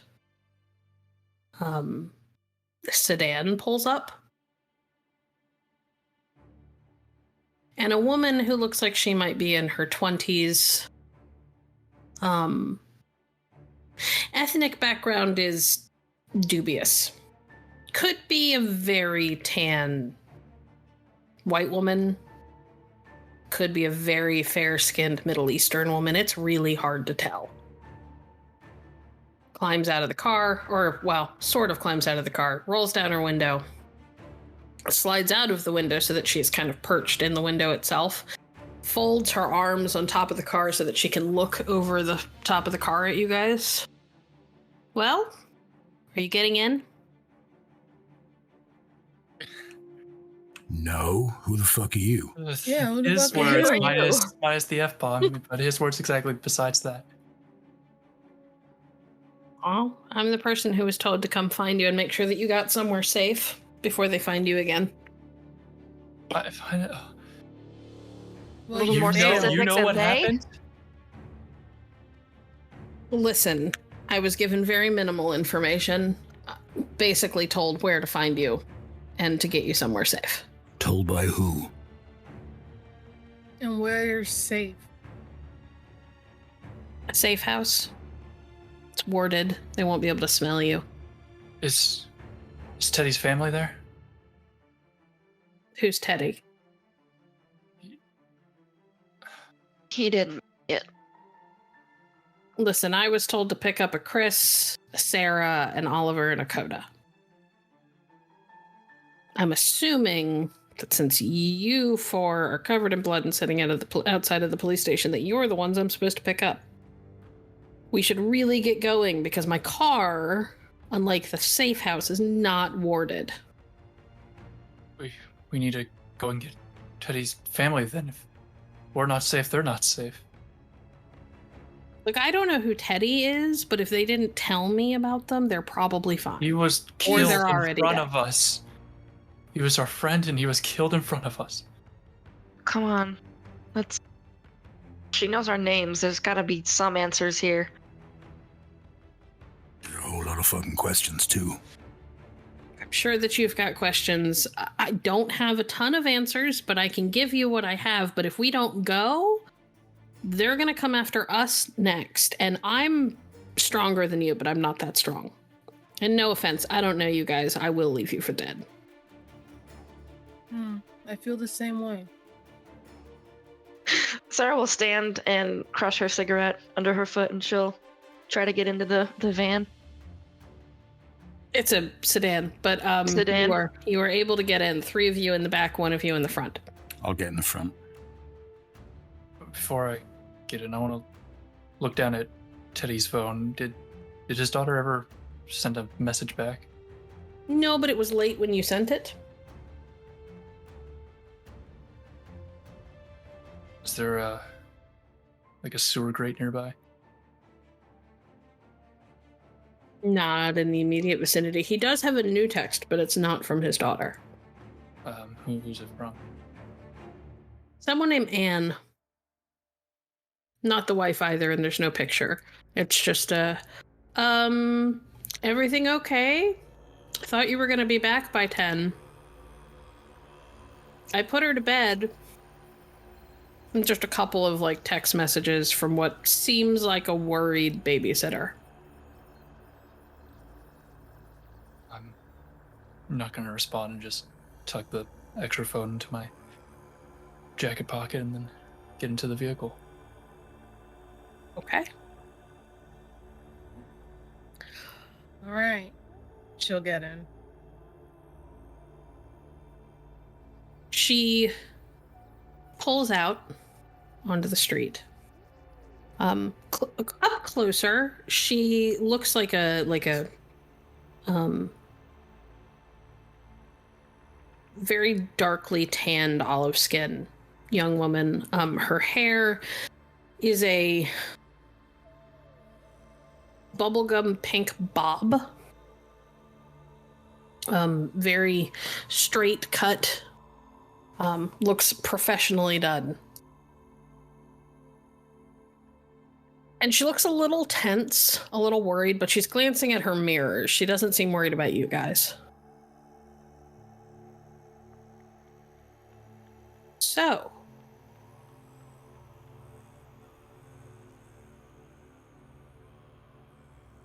Went straight to the mortal authorities, huh? Wild. Me. What? What else were Mortal? we supposed to do with a dead body? They're right, actually. Mortal? Yeah. You know, hospitals, police. Oh, yeah. Not We, the course of action I would have taken. Was there another that was immediately obvious? sorry, the space police were busy. Also, still, ? Mortal ? Yeah, we don't typically go to the mortals with Who's Cyan we? I'm business. sorry, ma'am. First, just, my grandma taught me better. What's your name? Before I question you, what's your name? You can call me Net. Net. Okay. Hi, Net. Coda. We don't know what you're talking about, so if you can maybe just explain before you start going, oh, you know, yada yada yada. Maybe you can start with, hey, ABCs of what the fuck is going on. Oh, wow. Yeah, thanks. Use some word They Cyan, didn't I tell think? me you were new. We were new. New to getting attacked by Right. wolves? They were wolves, huh?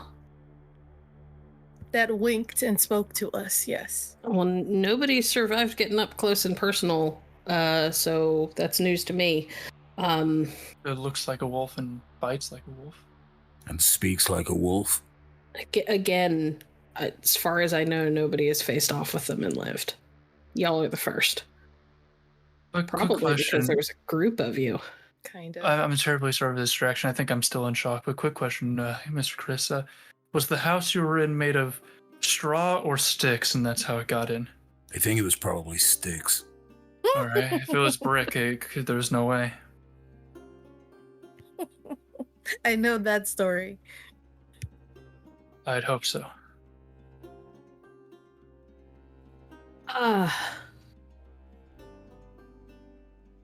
Okay. Listen. Having the talk with you guys is way above my pay grade.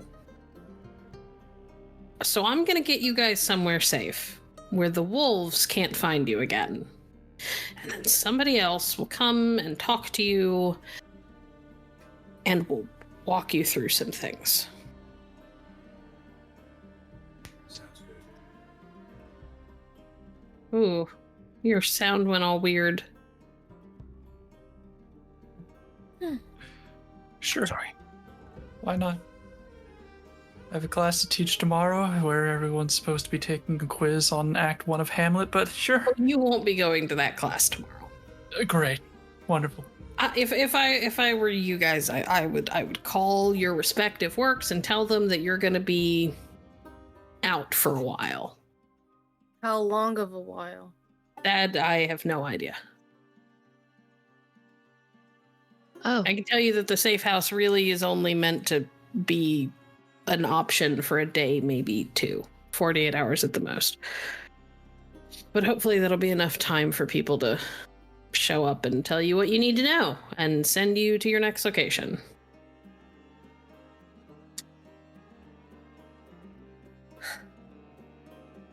Quick question. Do these Do you windows roll down? Yeah. Yes. I'm gonna roll down the window and throw up. Oh. Up. Do Great. you mind if I smoke in here? No, go ahead. Can't Okay, hurt cool. me. Actually, I should probably warn you, if that's not tobacco, there's a chance it's not going to have the effect that you want.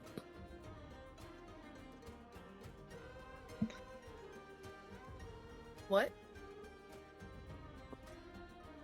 Assuming that what you're about to light up is a little bit stronger than your typical cigarette, Mm-hmm. it might not affect you. I just don't want you to be expecting something that you're not going to get. That's all. I don't know. You may not be one of those. Kind of depends. Interesting. Okay. Might not be one of those what? One of the people who is affected by, substances. Or not affected by substances. I apologize. I'm gonna try. Just like maybe 2 or 3 times, and then we'll see. Go for it, honey. Thank you. When do we get our fucking costume? Assuming that costumes are on the list of things that you may or may not receive, whenever you get your talk, it's probably when that'll happen. Or they'll send you somewhere else to go pick it up. I'm just gonna shake my head. and Although it's light rarely a a full cigarette. costume. It's usually, something singular, like a, I don't know, breastplate or a hat. Strap on. Never heard of somebody getting one of those. But it'd be pretty nice. You're telling me. So, Net, just wondering, whatever is happening here, can we, like Wolverine, just heal? Because one of us got bit and, punctured a lung. I don't want him, rising back to life in the middle of a morgue, and then you guys have... No. Coming back from the dead is not a thing that we can do. Interesting. Alright. Noted. I've probably finished throwing up by now, so I'm gonna tuck my head back in and roll the window up. I think that was overdue since literally this night began. Yeah, seems like it. Sorry. They didn't warn me that you wouldn't have any clue what was going on. They might have picked somebody. I would have definitely suggested that they pick somebody with a little bit more finesse than me. I'm not trying to be bitchy, but this whole... Who exactly is they?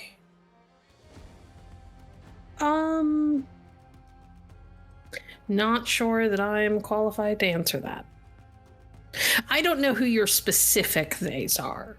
That's a better way of putting it. Well, then who are the unspecific theys? The Well, there's a general lot. phase. Who's yours? Are you what we are? Yeah, I am. You used the word Cyan earlier. Is that what you mean? That's one of the terms, yeah.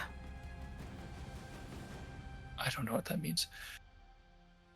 Oh, well, then I know what the word means, but I don't know what it means in this context. You'll find out. Look, again, above my pay grade. I can't. I am not comfortable answering all of these questions because it'll only give you more answering these questions, because if I answer these questions, it'll give you more questions, and they're questions that I genuinely don't have the answer to. You're not wrong. Okay, how long we got until we get there? A couple more minutes. We're almost there, I promise. Okay. No, you're good. You're good. I'm sorry about your friend. For what it's worth, very unlikely that your friend's family are at risk. Very unlikely. You're sure about that? Well, are they blood related to him? Out of character, those of you who knew Teddy reasonably well know that Teddy didn't have a daughter before he got married. As in, he gained +1 daughters when he got married. He had a wife and a daughter, but I think the daughter was adopted. Then they're probably fine. They're not blood related. And even if they were blood related, it's really unlikely that it passes that far down the tree. So this does have to do with blood, then. Because those things could sniff us out and called Kris a godling. Oh yeah, that's one of the other terms. We're not hugely fond of it, but the enemy uses that term a lot. If we break down the pieces of that word into its respective parts, you get God, which means divine being, and Ling, which normally means derived of that thing to a smaller stature, like lordling being like a child of a lord from ancient times. So putting that together, we have godling, which means what I can only imagine, really child of a god. Is that what's going on here? Listen, again, I'm not qualified because this is gonna lead to the questions of who is my parent, and I don't know. Wait.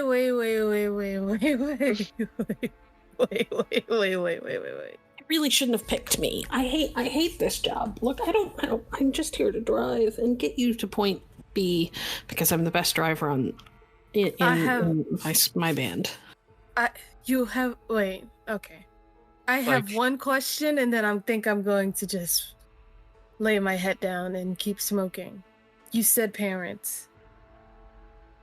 Is this like a... So... I'll just wait till it gets explained to us.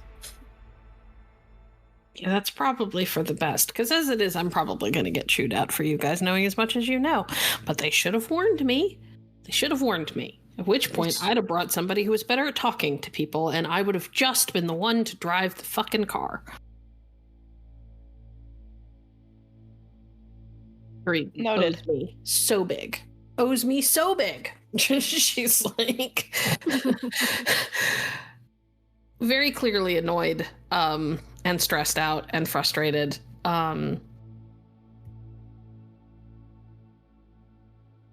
And she reaches over and she pulls out of a little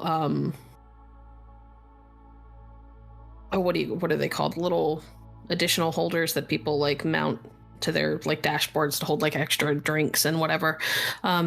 Reaches over and grabs what looks to be a gold-plated and very finely carved and detailed vape, which she puts to her lips and takes long pulls of as she's driving. But it never stops watching her mirrors. And two of you are gonna smoke. car. I'm gonna roll down the window again. Oh, yeah, okay. You will notice as she lets out the vapor from her vape pit, it smells like apple and honey. It does not smell like smoke at all. Oh, she's got the flavored juices. That's what Coda says. I know, I work at a public school. I smell it all the time.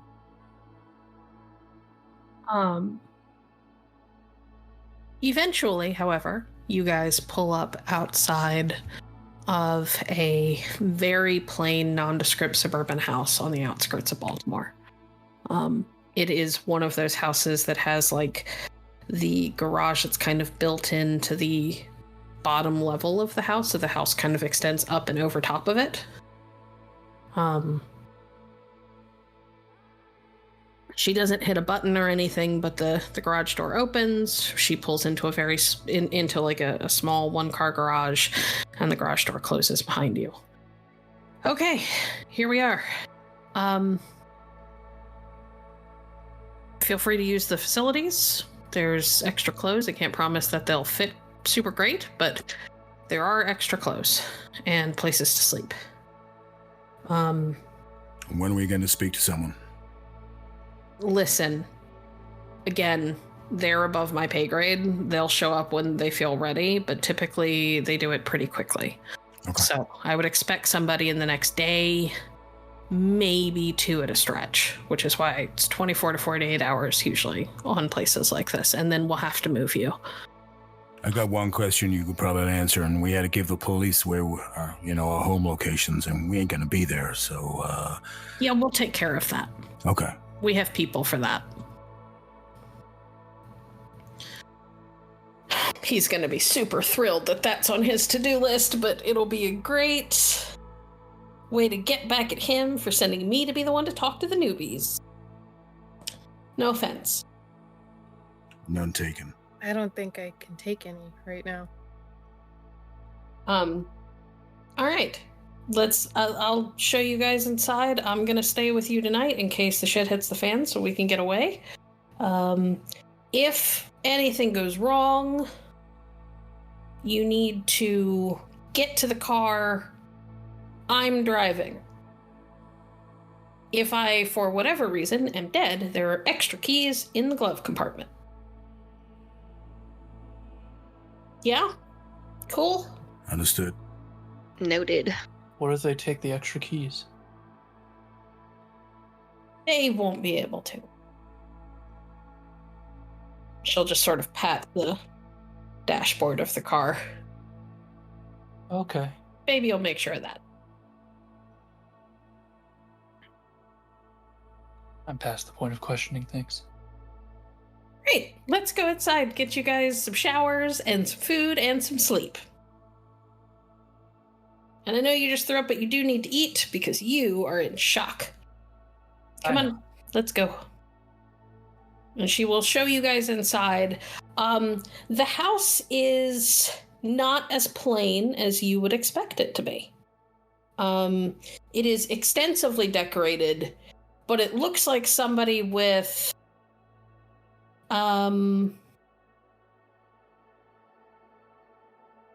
this like multiple personality disorder has decorated it, and every personality is from a different part of the world.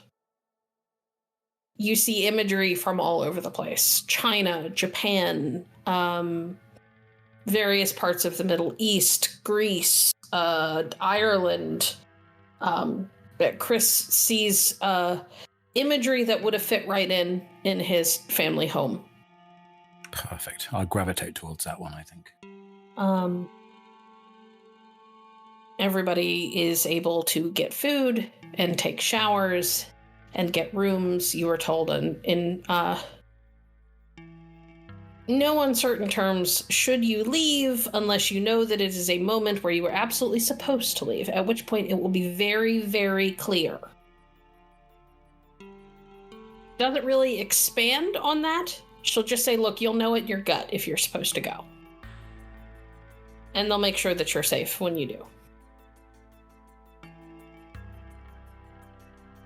Now, it was nice meeting all of you. If you need anything, I'll be in that room over there.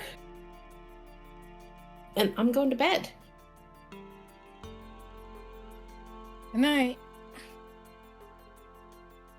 And she will kind of wander off down the hall and let herself into her room. And leaves you all to your own devices. I'll give you about 5 minutes to kind of have a minute to RP, and then we're going to wrap it up. I need to email my boss. I'm just going to pull out my phone, type what I currently think is a cognizant email saying that emergency came up and I probably won't be in class for a while. And if they can't get a sub in time for tomorrow, just have Miss Sanders cover for me, as my kids are just taking a quiz that day and she won't have to do anything too big.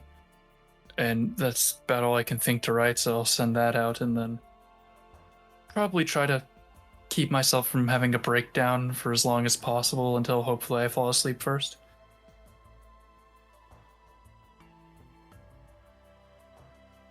I'm going to go to the fridge. First of all, see if there's any alcohol in there. There is a great number of different types of alcohol.